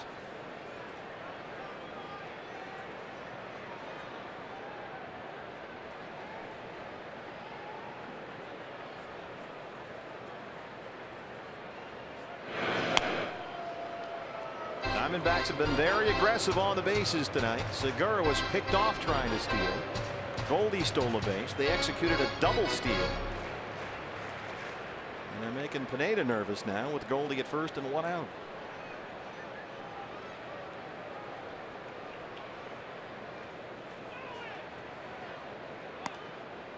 You know, just looking at this pull shift, and obviously we've seen a lot of them this year, and we'll see a lot more as we move forward. But it seems to me like if you had the right combination of base runner at first and hitter at the plate in this situation, if Jake Lamb would bunt that ball to the third base side, force Didi to come in and make the play, and Goldie was running on the pitch, just keep going round second base and beat Chase Headley back to third. Kind of what we've been talking about defensively. You know, it's one thing to be in the shift, but once that ball's put into play, now what do you do? Jake Lamb drives it to right center field. Way back. It's gone.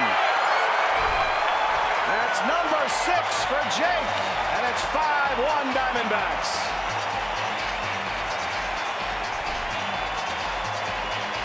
Mr. Bradley, can I interest you in some Taco Bell? As always, of course you can.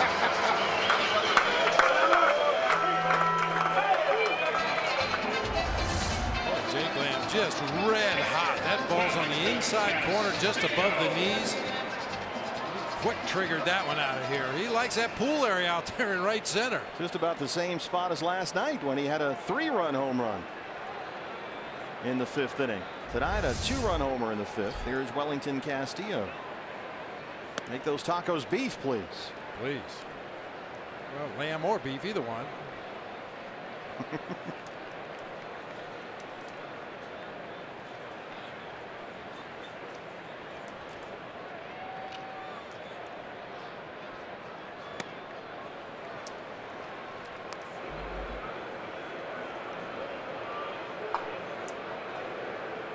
Now 9 hits for the Diamondbacks and a 5-1 lead. 10th home run given up this year by Michael Pineda. He had retired 6 in a row before the walk to Goldie. Ahead of Castillo, a ball and 2 strikes.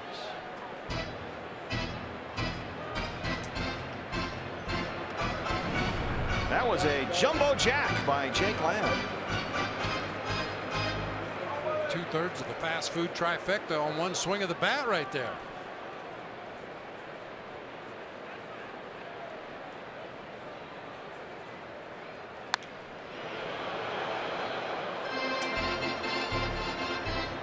Diamondbacks, the offense has come alive. Last night, 12 runs on 15 hits.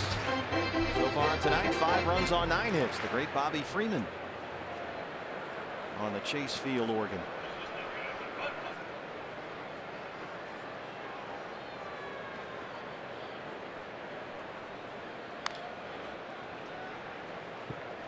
Well, Joe Girardi is getting a break, at least in the American League East. The Orioles, who were tied with the Red Sox for that division lead coming into play today, were trounced by the Mariners. Wade Miley pitched well again. Seattle beat Baltimore 10-0. Red Sox are losing at Kansas City 8-4 in the 9th.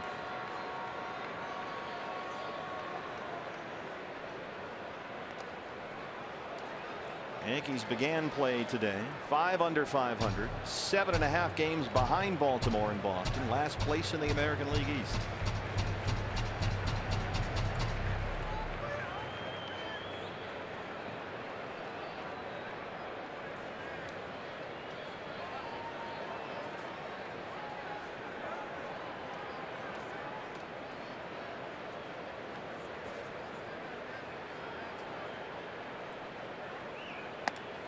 Struck him out. 8 strikeouts for Pineda. 2 outs in the 5th. That was a case more of the change in speeds than anything else that made that an effective slider. Up and out over the plate, but slow enough that he got Wellington Castillo out in front. As Monty Tomas 0 for 2. He is grounded out and flied out.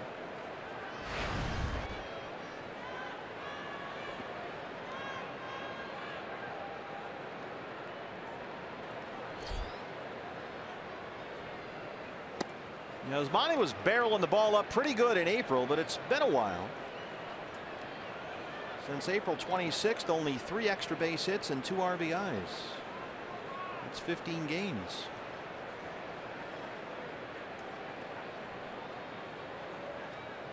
Singled and doubled last night. It's a bouncer back to the mound. It goes through Pineda. Yasmani digs it out. Boy, he's like a big giraffe out there moving around. Once the ball got through him, that was it.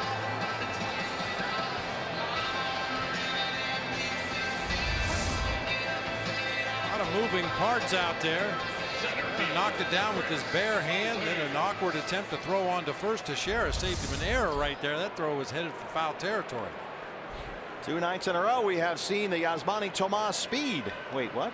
What? He stole a base last night, and he reaches there. E1, the error on Pineda, second Yankees error tonight. And it keeps the inning alive for Chris Owings.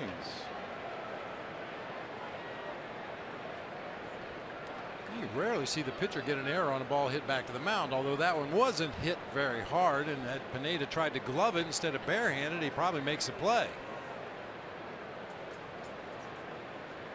Yeah, he had plenty of time to recover, pick it up, and make the throw, but just couldn't get the handle.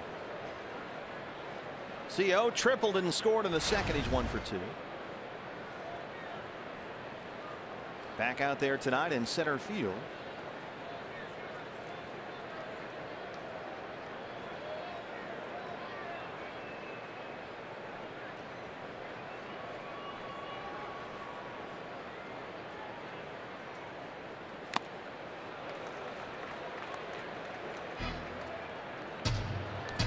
Pineda now at 80 pitches, 61 for strikes. Is there a point where you're throwing too many strikes? Well, too many hittable strikes, absolutely. Yeah, there's nothing wrong with throwing strikes as long as they're around the edges and maybe elevated up above the top of the zone from time to time. But when you make a lot of strikes in the middle of the plate, that's when bad things tend to happen.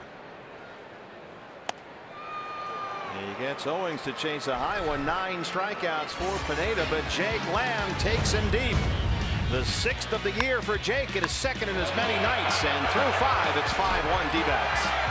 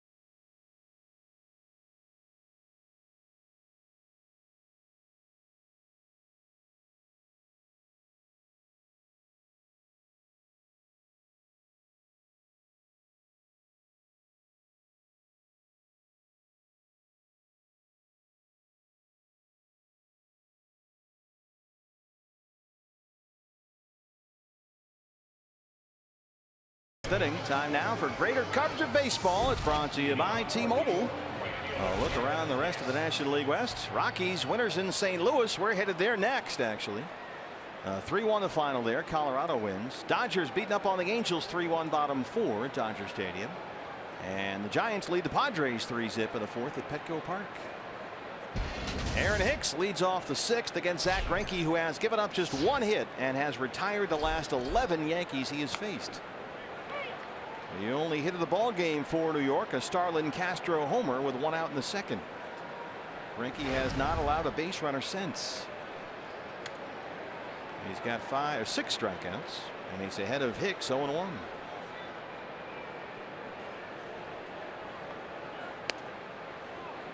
Brandon Crawford with a home run in that Giants Padres game tonight, his 5th of the year. I didn't start him on my fantasy team. I hate when that happens. Hard to second, right to Segura.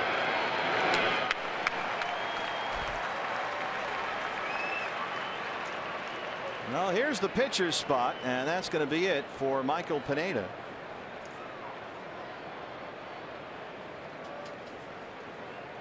Dustin Ackley will step up from the left-hand side. We saw him ground out in a pinch hit appearance last night. 122 on the year.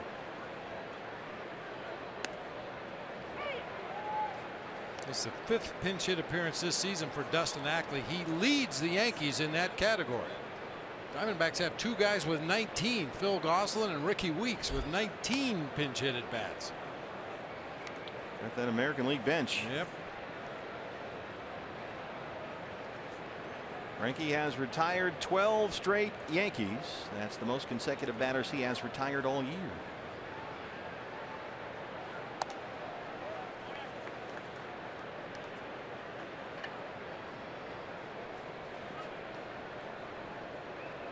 And Zach still trying to find some consistency in his new home park. He seems to be finding it tonight.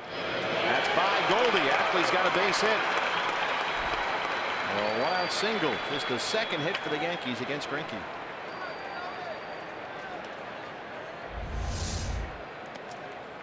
Really the first good solid contact against Zach Greinke for a long time in this ball game. That one hit hard right past Goldie on into right field.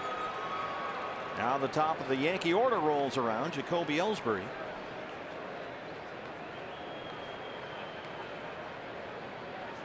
He has struck out, grounded out, 0 for 2.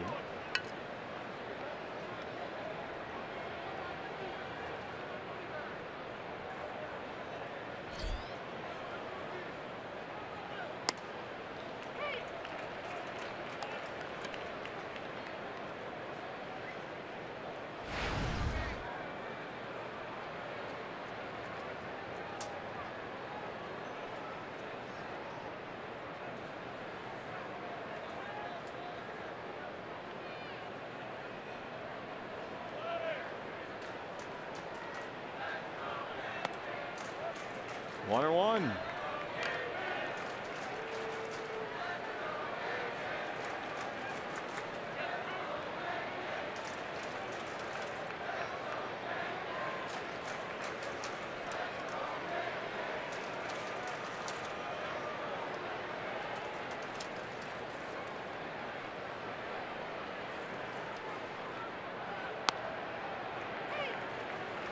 Yankees have a left-hander warming up in their bullpen.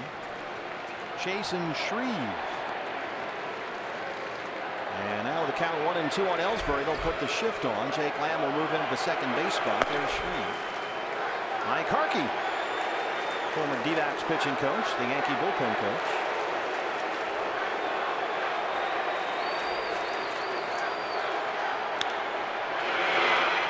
There it is, into the shift. Nick Ahmed right there.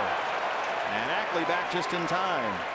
Ellsbury wants a review. I think he's saying that possibly there's catcher's interference there. He was pointing back at Wellington Castillo about halfway down the first baseline. You talked about this last night. He is the king of this, Jacoby Ellsbury.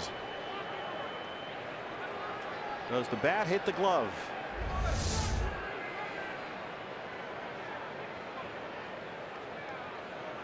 Tough to tell. You hit a line drive like that out to shortstop. Maybe better look this time. I don't know, just the way Wellington reacted, he might have gotten a piece of the mitt right there. Catcher's interference is not subject to review. It is not reviewable.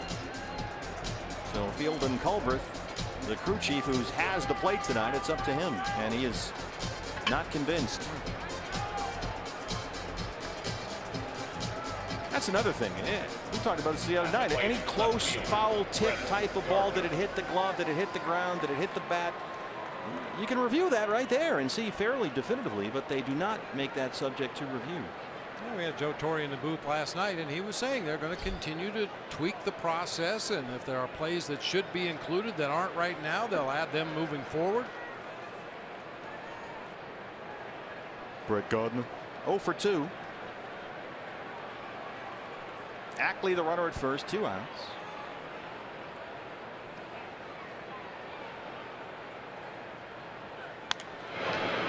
On the ground to second. Segura is over there. He collects it. Gardner can really run, but he's out with a head-first slide. And Zach Greinke is through 6 with a 5-1 lead.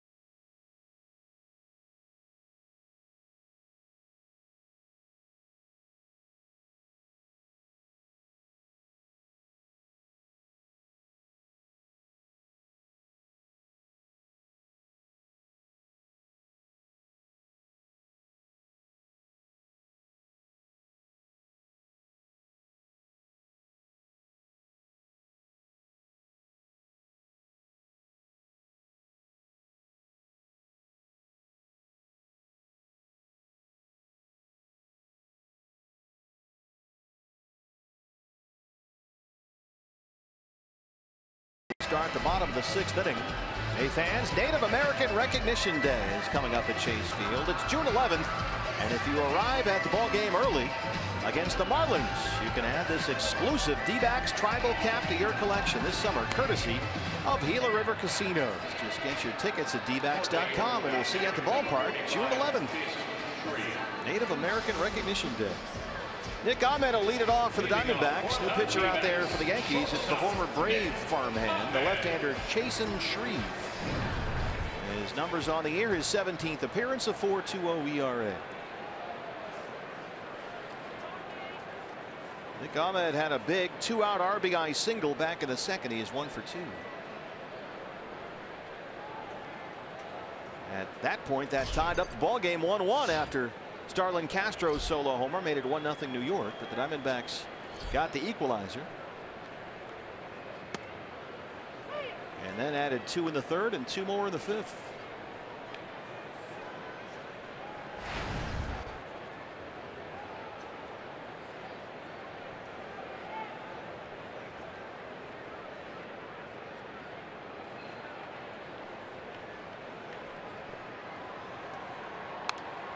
Boy, the Yankee bullpen, Bob. I mean, you talk about feast or famine, richer for poor, whatever you want. I mean, you've got the 3-headed monster back there, and that's as nasty as it gets with Betances and Miller and Chapman, 3 great relief pitchers. I mean, they DFA'd Phil Coke today. They brought up 2 more guys from the minors. They had 2 guys make their major league debuts here last night. Now, there is no middle ground for Joe Girardi back there, it seems.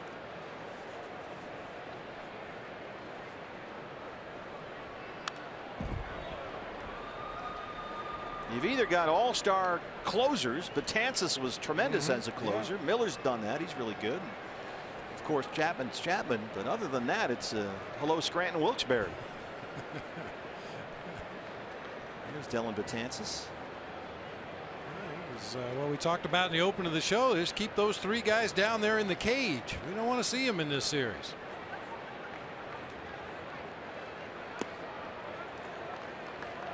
The Yankee lefty on the mound now Jason Shreve was a teammate of Bryce Harper's at the College of Southern Nevada. Bryce was there when he was, what, 16, right? 12, I think. Now he's on Jimmy Fallon. Yeah, that was a real rarity. 9 players were drafted off that College of Southern Nevada team. You know, what happened was Nick reaches down and dunks it into right field. Another 2-hit night for Nick Ahmed. Every scout in the country was making their way to Las Vegas to get a look at Bryce Harper, and they looked at the rest of the players on teams. Well, we can use that guy. We can use that guy. And before you know it, 9 players off that team were drafted. Good time to be there. Well, of course, Bryce Harper got his high school equivalency degree and then went there as basically 16-year-old. Yep. He was off and running as the #1 overall pick. So here's Greinke down. A 16-year-old catcher. That's right. You forget he started out as a catcher. You're right. Amazing that did not escape your radar. Even I recognize that this is a guy that needs to move somewhere where he'll never, ever get hurt. That one goes through McCann. Ahmed looking at third. Headley's going to get back there. Here goes Nick. He is in there. What a great base running play by Nick Ahmed. He saw Headley was nowhere near the third base bag, and he flew around second. Boy, it's been a brutal night defensively for Chase Headley. It really has been. Zach Greinke showing bunt here, pulls the bat back. Brian McCann just didn't catch that ball off the webbing of the glove all the way to the backstop. Yeah, Nick's not assuming 90 feet here. He's saying, I'm going to go hard to second, see what happens back there behind the plate. And anytime Chase Headley's got to catch the ball, you have a chance. So he's got a single, and he's at third on a pass ball. 1-0 on Greinke, who hits it to Headley. He's got that one, looks him back, and throws him out.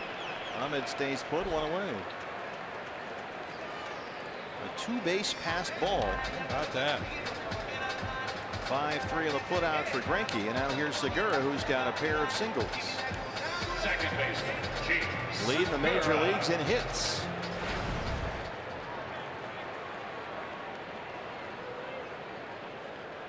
Well, you just love the effort. You know, we've seen it happen a million times. The ball gets away from the catcher and the guy jogs from first to second. Okay, that's good. I'm in scoring position now. Don't assume anything. Go hard. If speed is one of your assets as a player, use it whenever you can. And the Diamondbacks showed that off all last year, the way they ran the bases, took the extra base whenever they had the opportunity. It's one of the things that Zach Greinke noticed in the offseason from the Dodger dugout. Something that Zach mentioned during contract negotiations. Segura chases one over his head there, and it's 1-1. That's one he'd like to lay off down the road.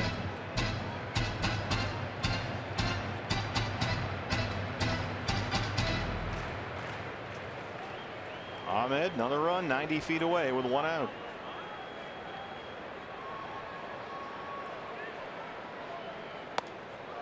Tried to go right back up there again. McCann giving that high target up there, led her high. Shreve missed off the plate inside.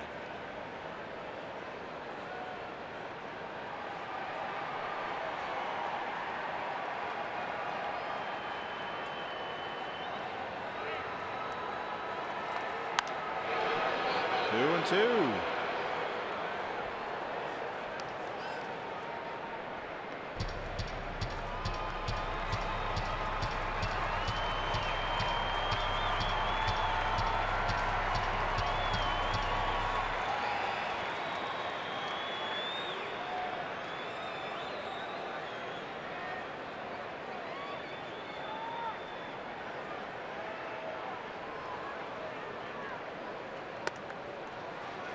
Full count, 3-2.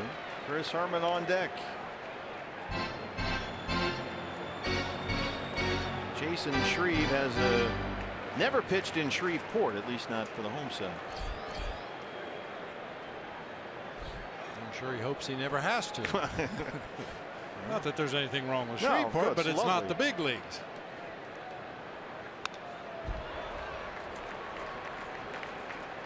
He's a busy guy out of the Yankee pen last year, Jason Shreve. 59 appearances, a 3.09 ERA, had a good year. Went 6-2.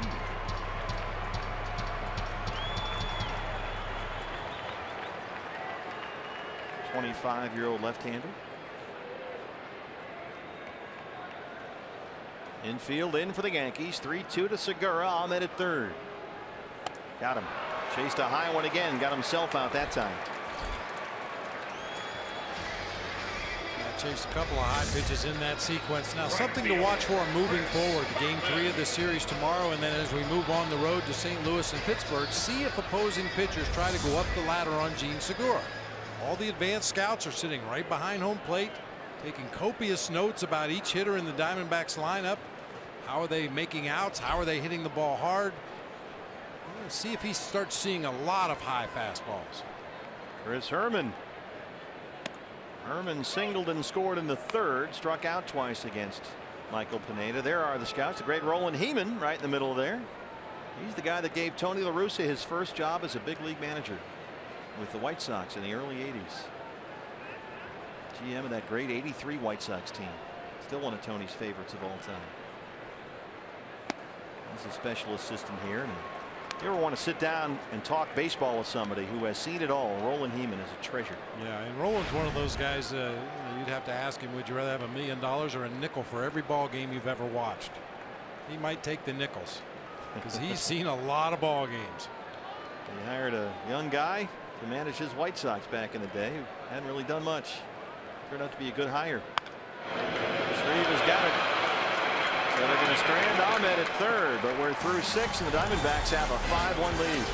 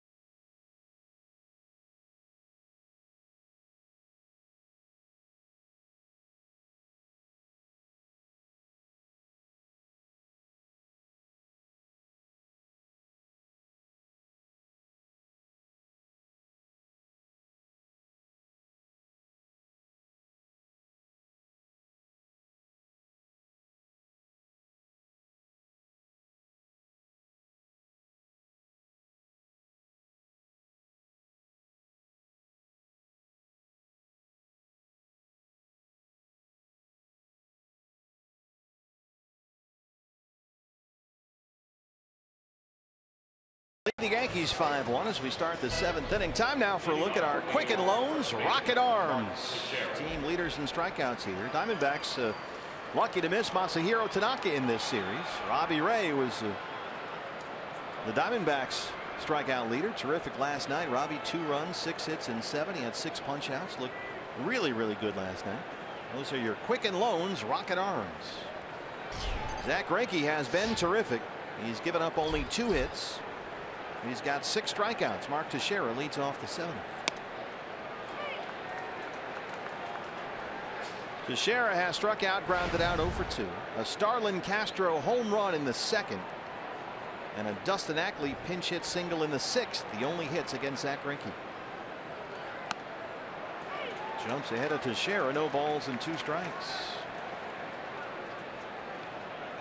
What has been the difference for Zach tonight? Weak contact. When he's at his best, he gets weak contact. Easy ground balls, lazy fly balls, mixes in the occasional strikeout, which he's done tonight. But that weak contact, and a lot of it's coming on that straight changeup. Looks like it's going to be a strike, has a little bit of late movement. The batter hits it off the end of the bat rather than the barrel of the bat, and it's a lot of easy ground balls. 1-2 on Teixeira. No one throwing in the Diamondback bullpen. Tyler Clippard starting to jump around a little bit. That's about it. And Zach, in terms of the pitch count, in very good shape here as we start the 7th. Greinke has been over 100 pitches 4 times this year. His high for the season is 105. That was 3 starts ago against the Rockies. He threw 104 here Thursday in the loss to the Giants.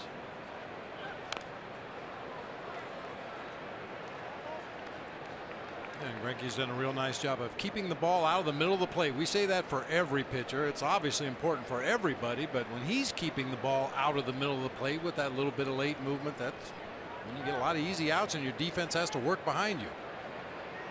I mean, really, the pitch to Castro is the only one that jumps out where he really just threw a ball right down the middle of the plate.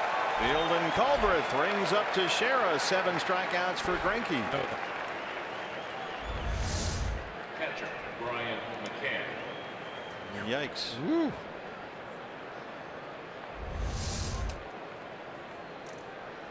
All right, Brian McCann. We'll move on and take it before somebody notices. Quick. McCann is grounded out twice. D-backs will leave the shift on for the left-hand hitting catcher.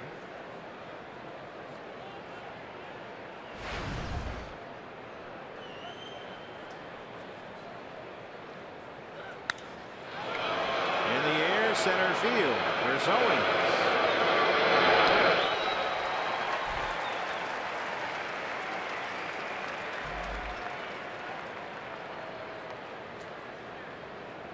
Here's Castro, who homered in the second for the only Yankee run, his 5th of the year.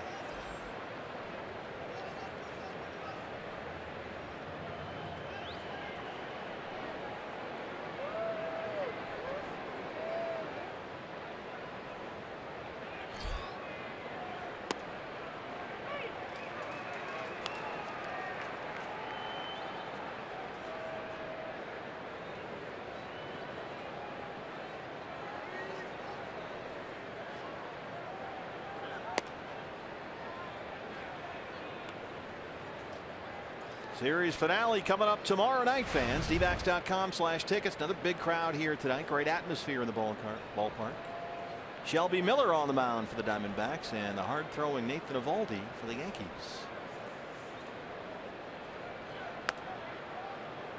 dbacks.com/tickets. We had about 33,000 in here last night. About 31,000 in here tonight. Good crowd. Every time the Yankee fans start doing their Yankee fan thing, Diamondback fans will cheer them down. Shout them down. Yeah, it's been kind of cool.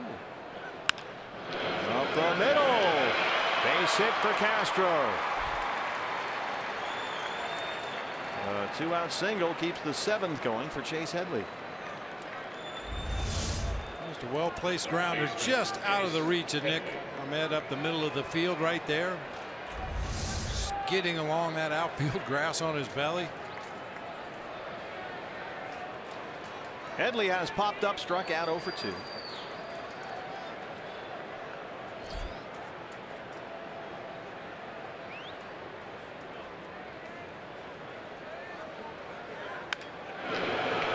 Segura from the outfield grass.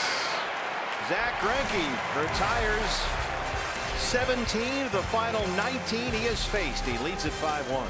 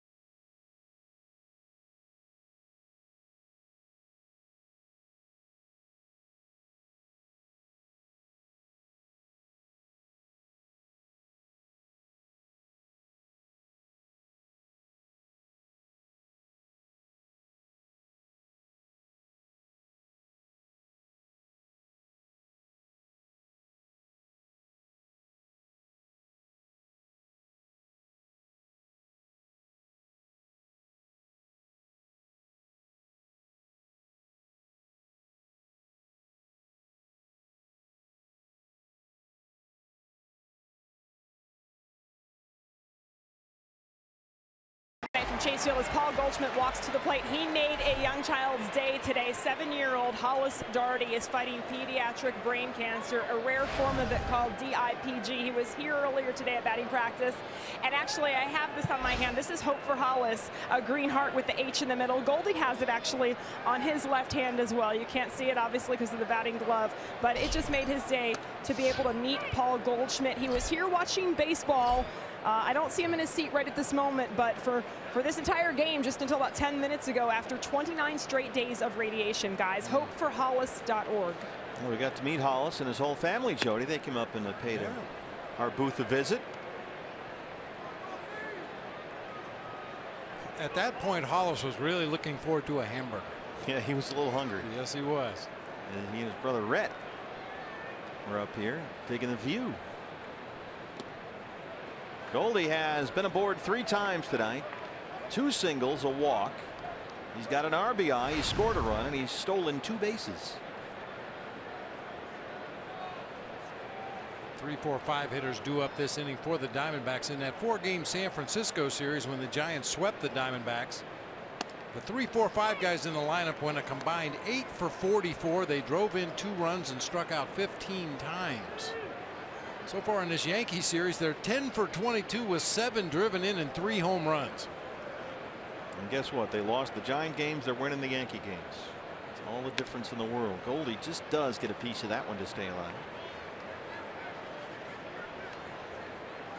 It can only go so long without your big boys playing like the big boys. And obviously there's no A.J. Pollock. David Peralta's on the DL right now. Guys have chipped in, but whoever's left in the middle of that order has got to come through, and it's been terrific so far against these Yankees.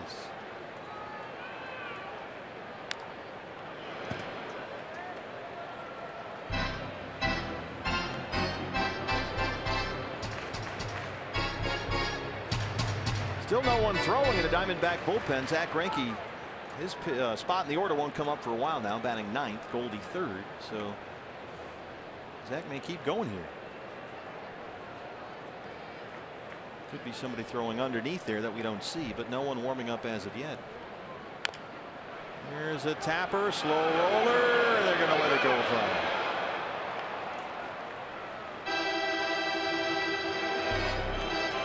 Crickets right now in the Sanderson Ford bullpen. Sometimes guys will sneak under there and warm up a bit, but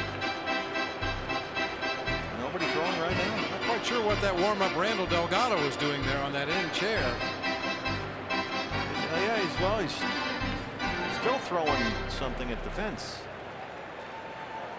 Looks like he's got that weighted ball. Yeah, he was kind of torquing his midsection around and leaning back in his chair and playing with the weighted ball. There's Zach Curtis. Maybe they're doing the shot put out there.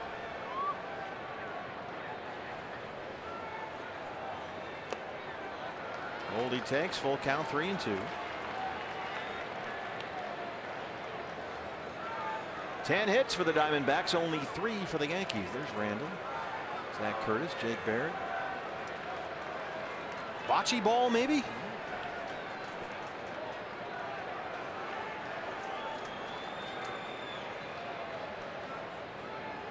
Can't keep that one fair. Kirk, foul pole. Farley's on that one. Old foul pole finally gets his chance.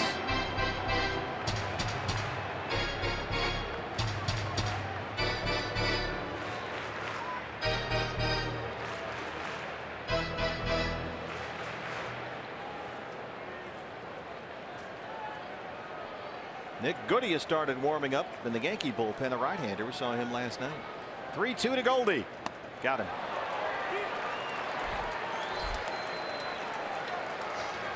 Second strikeout for Shreve.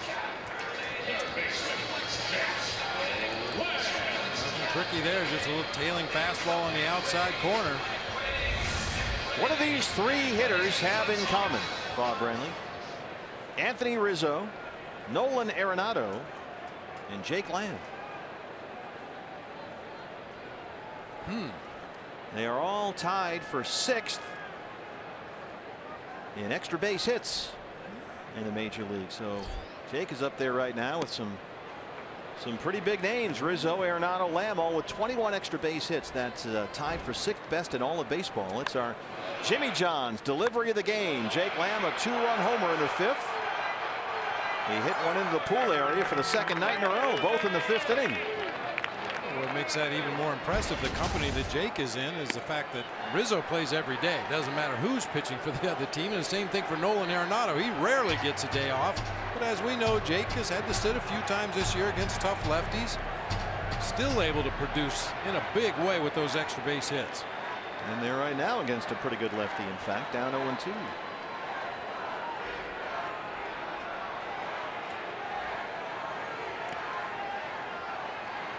So Jake counting tonight, last 11 games, 9 extra base hits and 12 RBIs. Need that kind of production right now with no Pollock and no Peralta.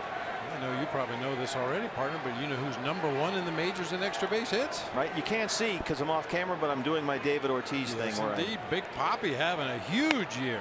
Point up to the sky and do the whole thing. Spit in your gloves and smack them together.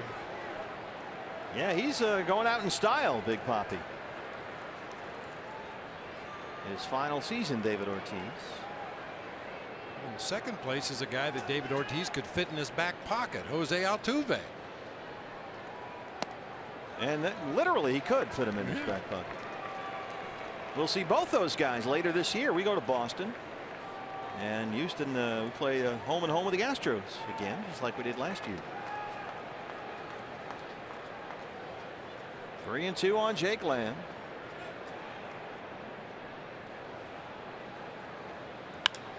Drive this one out to Brett Gardner and left. 2 up, 2 down in the 7th. Wellington Castillo now. Lamb 1 for 4. Castillo had an RBI single and stole a base as part of a double steal back in the 3rd. He's 1 for 3. Larry Rothschild going to come out with a trainer now to have a look at Chasen Shreve.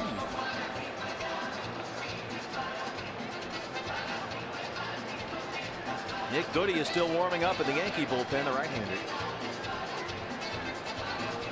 Field and Culbreth, the crew chief, is out there.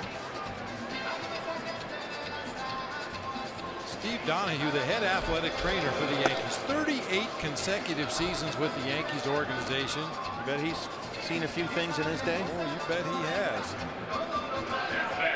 Catcher, Wellington Castillo.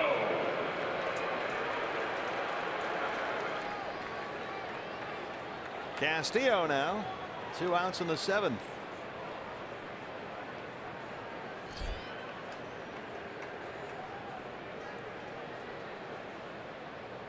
Did you play at the old Yankee Stadium as a player? Yes. Yeah. With the Blue Jays? Yeah. With the Bluebirds, yeah.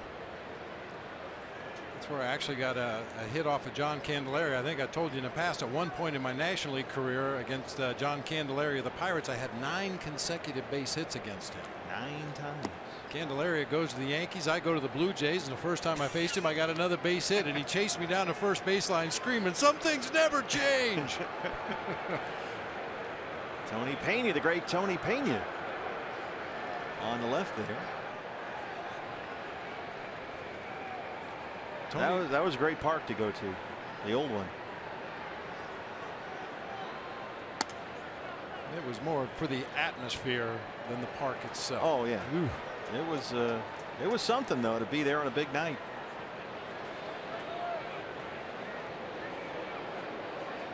Tony Pena is an amazing human being. He never ever warmed up in his life. He would come out of the dugout, and the first throw he made was harder than any throw anybody else made the rest of the day. Like he was born without tendons or ligaments in his right arm. Used to get down with that leg sticking way out to the side and crouch behind the plate. Give that target about 4 inches off the ground. Longtime Pittsburgh Pirate, caught for the Red Sox for a bunch of years.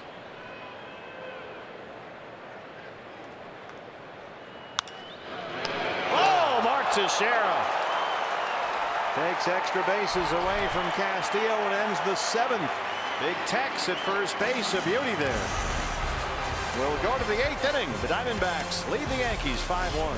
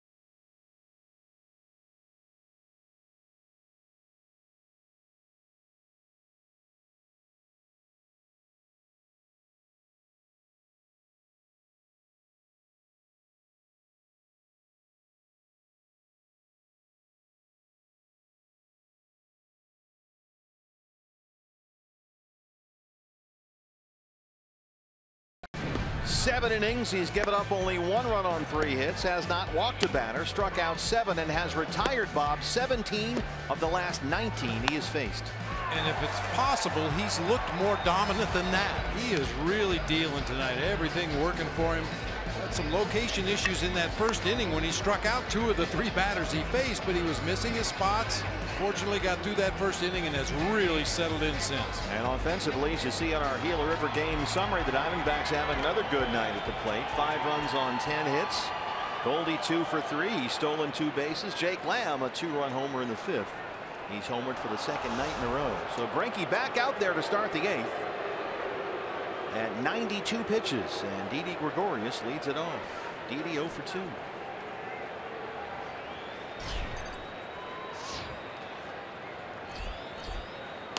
Mentioned this a moment ago. Greinke has been over 100 pitches 4 times this year. His high for the season is 105. He threw 104 in his last outing Thursday against the Giants.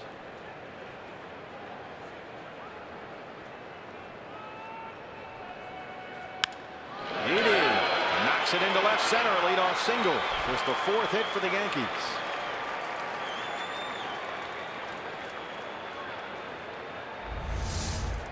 Right fielder Aaron Hicks. Soft liner over the head of Nick Ahmed out into left field.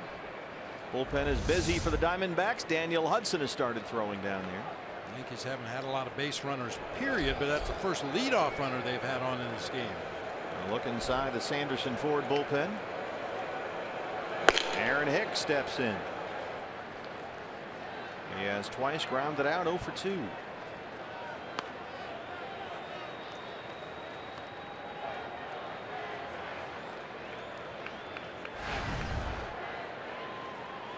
Hicks swinging the bat well right now. He's been getting more consistent playing time with the Yankees suffering through some injuries. A-Rod on the DL, for example. Last 12 games, he's hit nearly 320, Aaron Hicks. And he's ahead of Greinke 2-0. It's a right hamstring strain for A-Rod.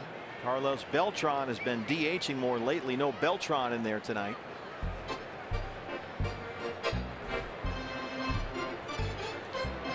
Pitcher spot is up next for the Yankees, and Rob Refsnyder called up today from AAA Scranton. He is out there in the on-deck circle, a former U of A Wildcat.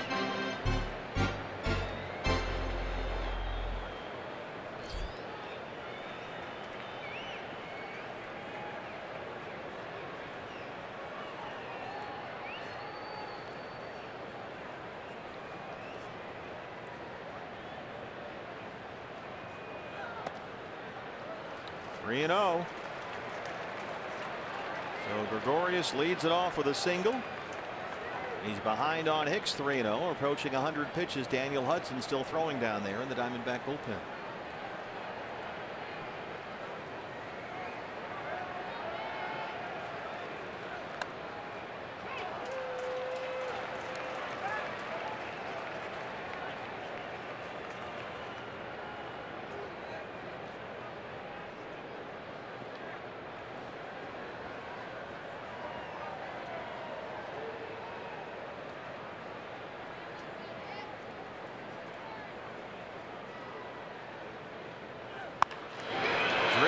Center field. This one's over to cut it off. Gregorius heads for 3rd, and the first 2 have reached in the Yankee 8th.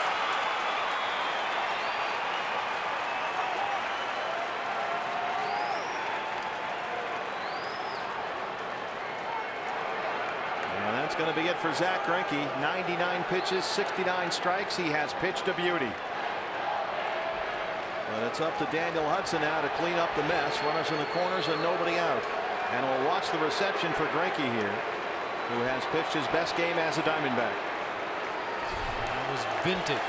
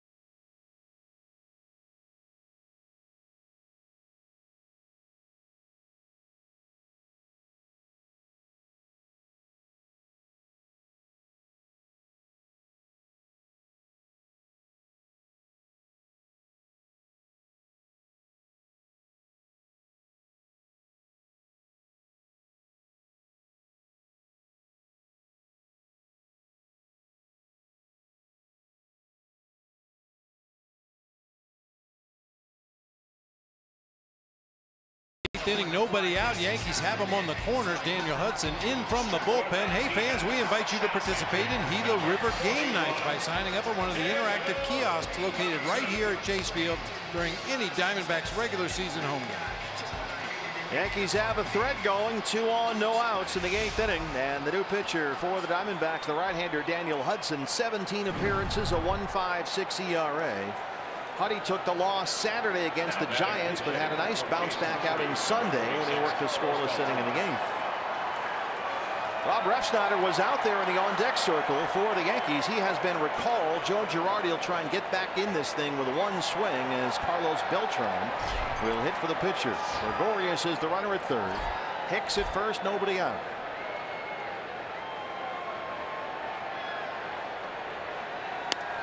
There's a strike 0-1, 96 from Daniel Hudson. Beltran hitting .246 and leading the Yankees in home runs and RBIs. He got the start last night, singled and 1 for 4. He has homered 4 times in his last 8 games. The last one, the 400th of his career. That was Sunday.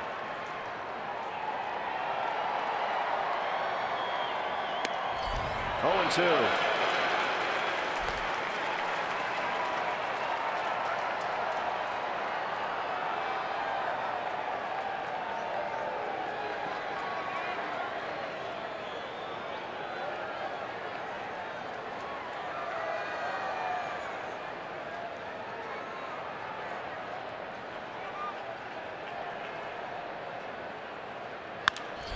Off the glove of Hudson, Segura has to change direction, quickly throws him out as Gregorius scores, and it's a 5-2 ball game. Diamondbacks fortunate there to get 1 out. Segura was headed toward the second base bag, had to stop, pivot, and go back toward Goldie. Good reactions there by Gene Segura. Headed up the middle of the field to possibly field that grounder, but when Daniel Hudson deflected it, he not only had to hurry over there and get the ball, but fire it to Goldie in time to get the out at first base. Jacoby Ellsbury 0 for 3.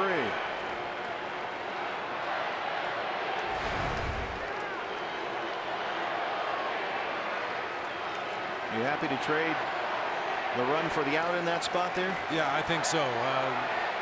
You just want to avoid the big inning right here. I don't mind giving up 1 run, cutting the lead to 3 now, but you just don't want to allow the Yankees to have any kind of a big inning. Trade the out for a run. And you got some Yankee fans making some noise. D-back supporters here trying to shout them down. With a Hicks at second, 1 out and a run in.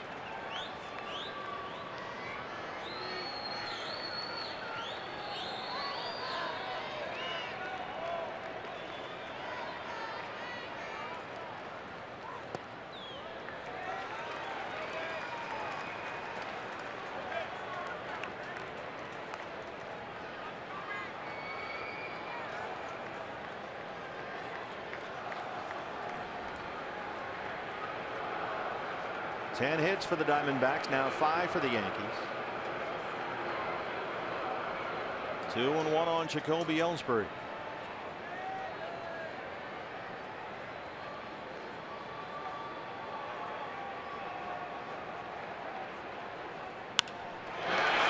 flare that rolls into left. They're going to wave Hicks. He will score, and it's a 5-3 ball game.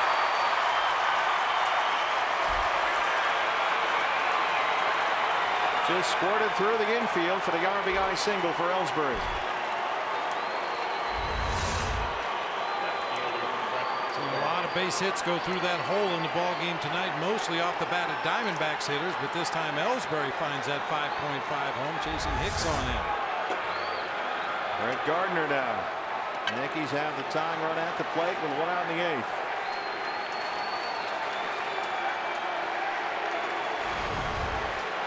Well, this is what we had hoped to avoid, getting the Yankee fans involved. It's getting loud in here. 31,000.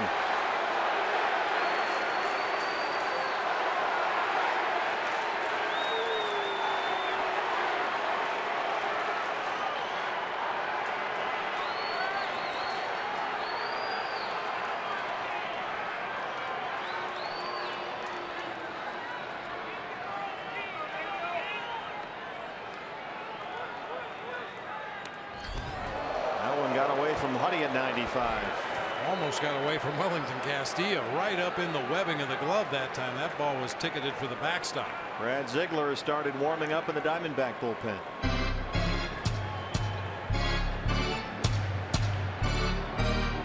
Greinke gave up base hits to Gregorius and Hicks to lead off the inning. Both those runs scored. Here's Mike Butcher now.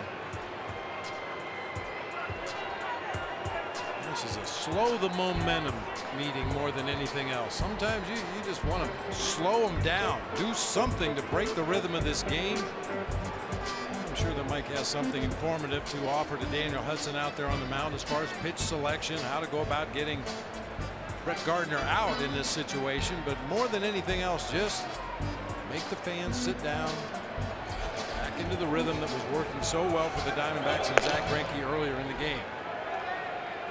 Here's Brad Ziegler warming up. Sanderson Ford bullpen. 1-0 Brett Gardner, who's 0 for 3.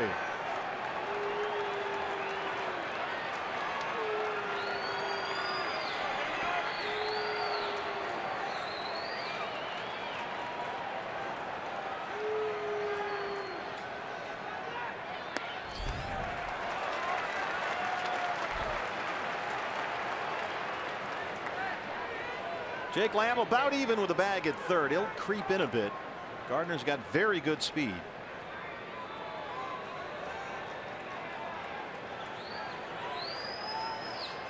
Backs off now on a 2-0 count.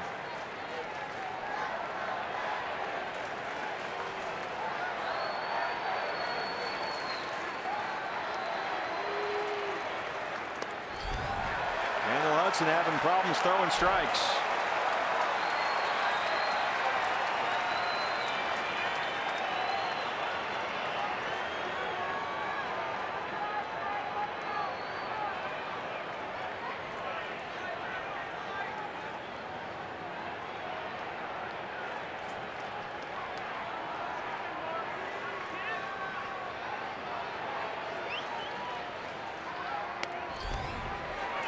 In there, 3-1.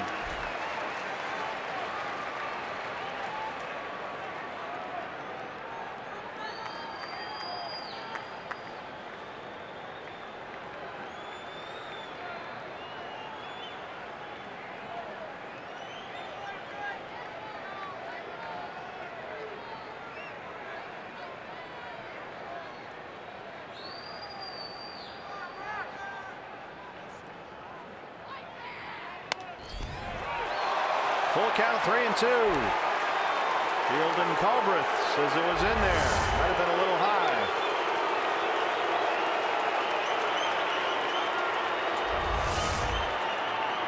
You've been scattering the ball all around the edges and out of the strike zone the way Daniel Hudson has been. You rarely get that borderline call, borderline at best that time, to run it to full.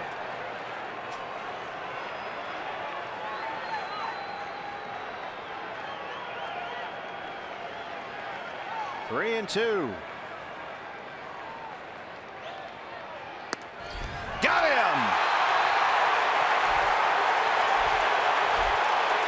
And he has given Fielding Culbreth an earful. Here comes Girardi.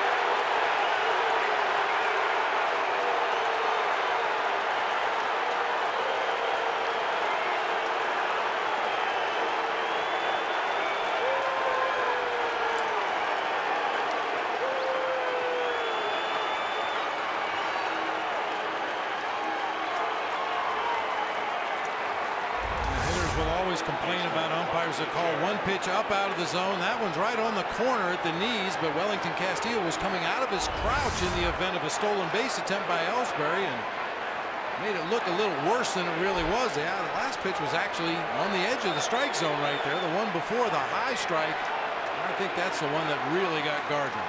Mark Teixeira 2 outs, tying run at the plate. Remember, we told you earlier in the ball game, Teixeira says his left-handed swing is just a mess right now.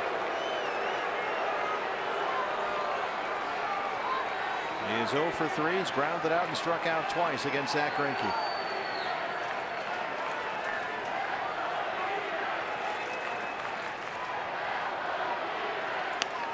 Strike 1.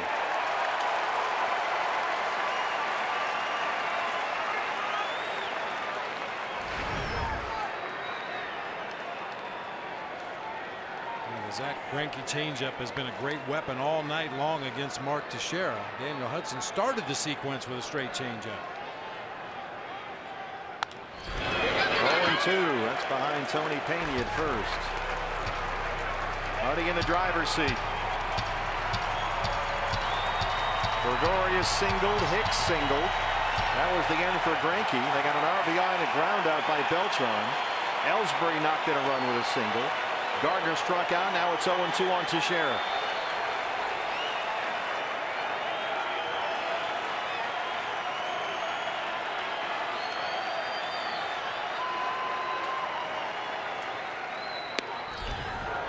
Maybe not biting in 97. It's 1-2.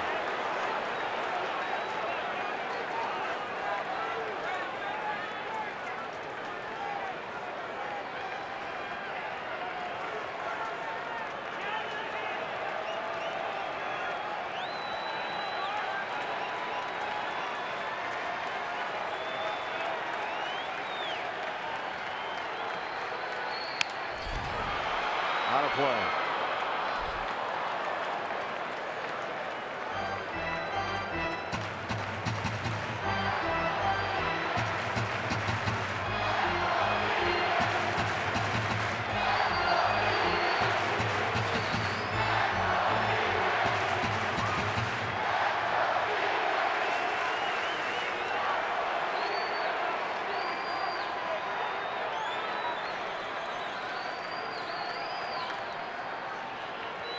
Got him.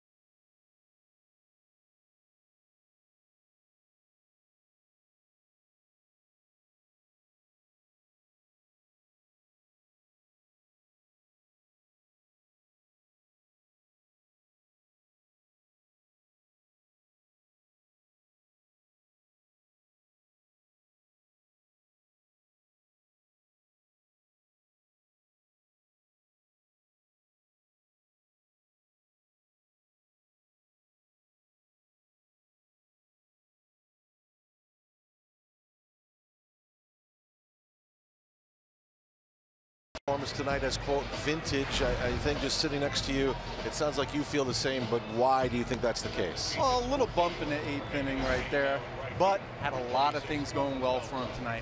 I'll show you when I break down his video exactly how he was able to stay one step ahead of all the Yankee hitters. But still lots of baseball. Tensions are high here at Chase Field. Let's get back to the broadcast with Steve and Bob. Take it away. Bring it home. Thanks, guys. Look forward to that. Daniel Hudson, Bob, 2 enormous strikeouts. Big strikeouts. Had a huge fastball tonight. Hit 97 in that inning. Dropped a nasty slider on Mark Teixeira to finish off that inning, and he was fired up coming off that mound. Our Chaz Roberts Air Conditioning and Plumbing. Cool play of the game. We go to the bottom of the 8th now. New pitcher for the Yankees, the right-hander Kirby Yates. Yasmani Tomas will lead it off.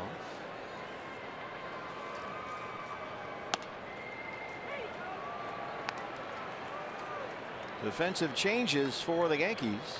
Aaron Hicks moves from right field over to left, replacing Brett Gardner. And Carlos Beltran stays in the game to play right field. Pitcher spot now second in the Yankee order. Brett Gardner is out of the game. 0-2 on Tomas.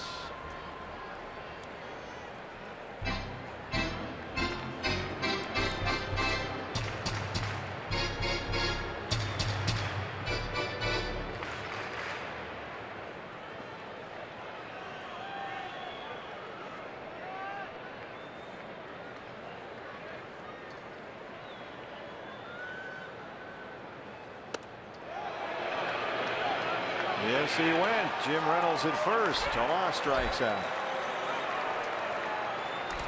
Hey fans, anytime the D-backs score 5 runs or more, Taco Bell is giving away 3 free tacos with the purchase of a large drink between 4 and 6 the following day at participating locations. Chris Owings tripled and scored in the second. He is 1 for 3.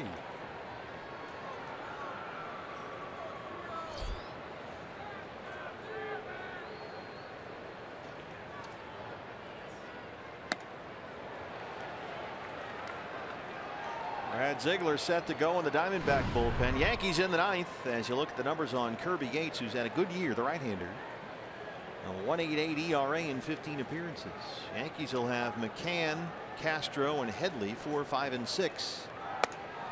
0-2 on Owens.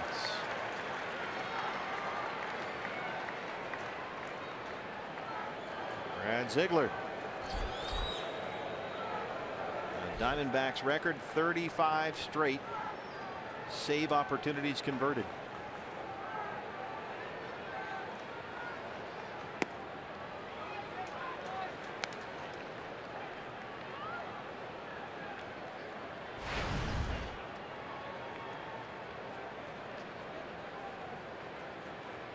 Giants are winning again. They're getting hot. They're beating the Padres 4-0 in San Diego.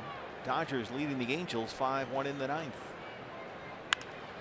This is rolled to shortstop. Gregoria spins, throws, and makes a beautiful play to get Owens.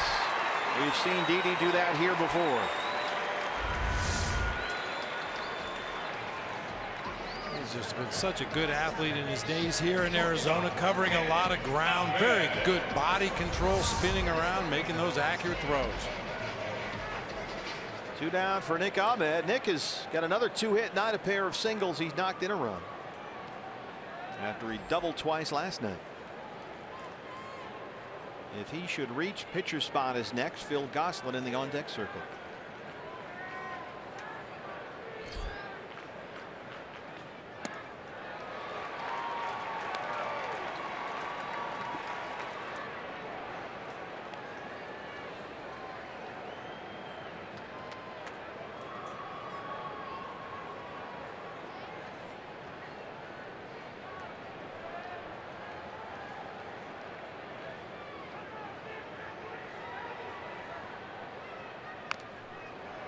Oh, 0-2. Rockies 3-1 winners in St. Louis tonight. Giants winning, Dodgers winning. Clayton Kershaw outstanding again through 8 innings so far. He's given up only 4 hits, 1 run, 11 strikeouts without a walk. Kershaw has at least 10 strikeouts in his last 6 appearances.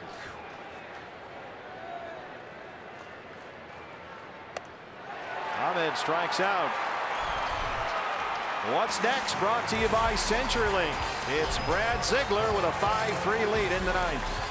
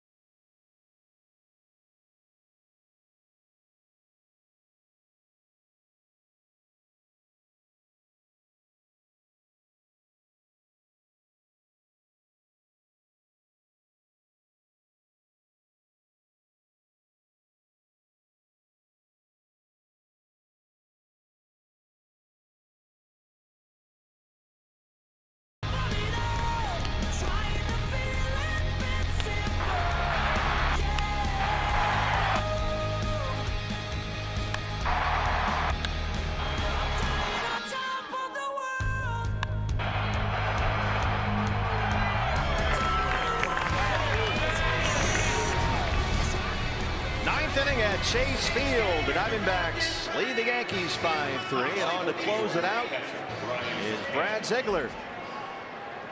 7 saves in 16 appearances this year, and in save opportunities Brad has converted 35 straight, a D-backs record going back to last year. But he allowed base hits to the first 3 he faced Sunday against the Giants, got the loss in that series finale, his second loss of the year. Brian McCann leads off the Yankee ninth. The shift is on. I'd remember Brad had a Hunter Pence single up the middle go off his pitching hand over the weekend. He said it didn't affect his throwing at all. I went out there, checked on him. He said he was fine.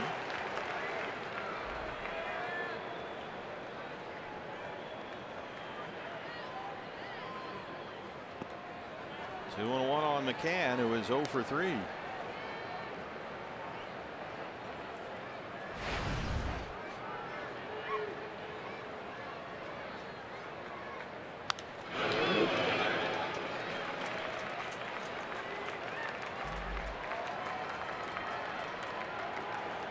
Trying to save it for Zach Greinke, who pitched his best game as a Diamondback here tonight. 3 runs on 5 hits and 7. No walks. He struck out 7.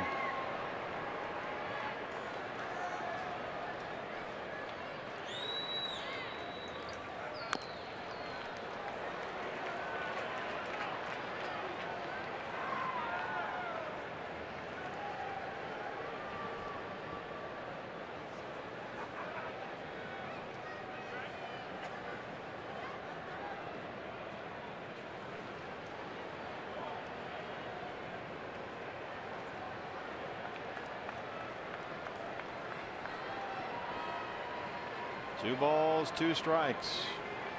McCann, Castro, and Headley 4, 5, and 6 in the Yankee ninth. Full count 3 and 2. In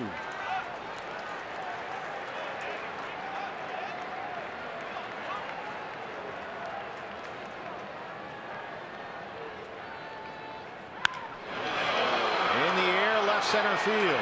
Tomas wants it. Owings takes it, 1 away. Good job by Yasmani there to back off. He must have heard CO behind him. Yeah, communicate. No matter how many games you played in the outfield, you've got to talk to your partners on your left and right. That time Yasmani was almost camped under that ball, but CO called him off and Yasmani gave way. So a rare fly ball out for Zach Greinke starts off the ninth. Here's Starlin Castro, who hit a long home run off Zach Greinke back in the second. And then singled his last time up. He's 2 for 3.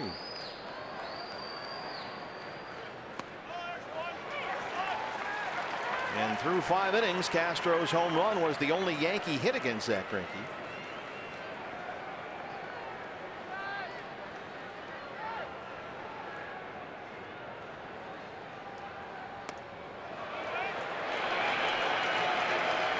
Oh, and 2.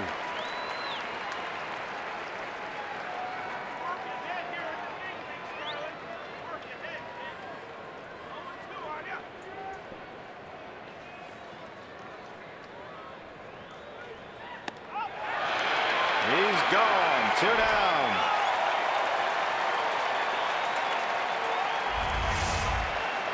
That sweeping flat frisbee like slider that time starts it on the outer third of the plate. It just disappears away from Starlin Castro, who cannot check. Out of the way, Chase Headley, the former Padre, last man standing. Diamondbacks have the shift on behind Brad Ziegler. Big crowd here tonight. 1 more to go against the Yankees tomorrow. Ball 1. Shelby Miller on the mound in the series finale. Nathan Eovaldi will pitch for New York.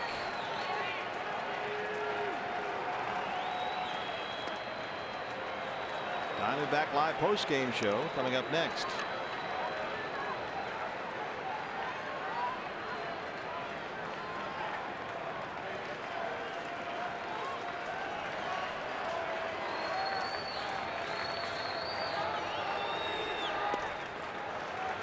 Brad behind on Headley 3-0. These two have seen plenty of each other over the years. Headley a long-time Padre.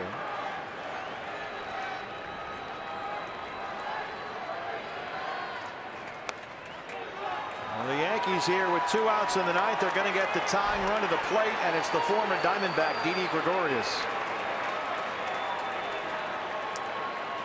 A 2-out walk for Headley. Didn't look like Brad wanted any part of him that time. You mentioned they'd seen each other before, only 4 previous at bats, but Headley was 2 for 4 with a double against Brad Ziegler. Not sure if that's enough of a reason to pitch around him the way he did right there, but nonetheless, it was a tying run to the plate. Didi singled and scored his last time up. He's 1 for 3.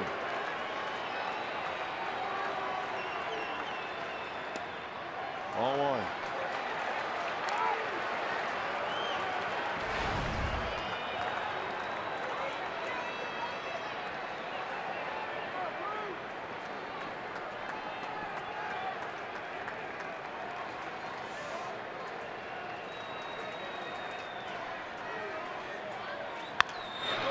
Segura.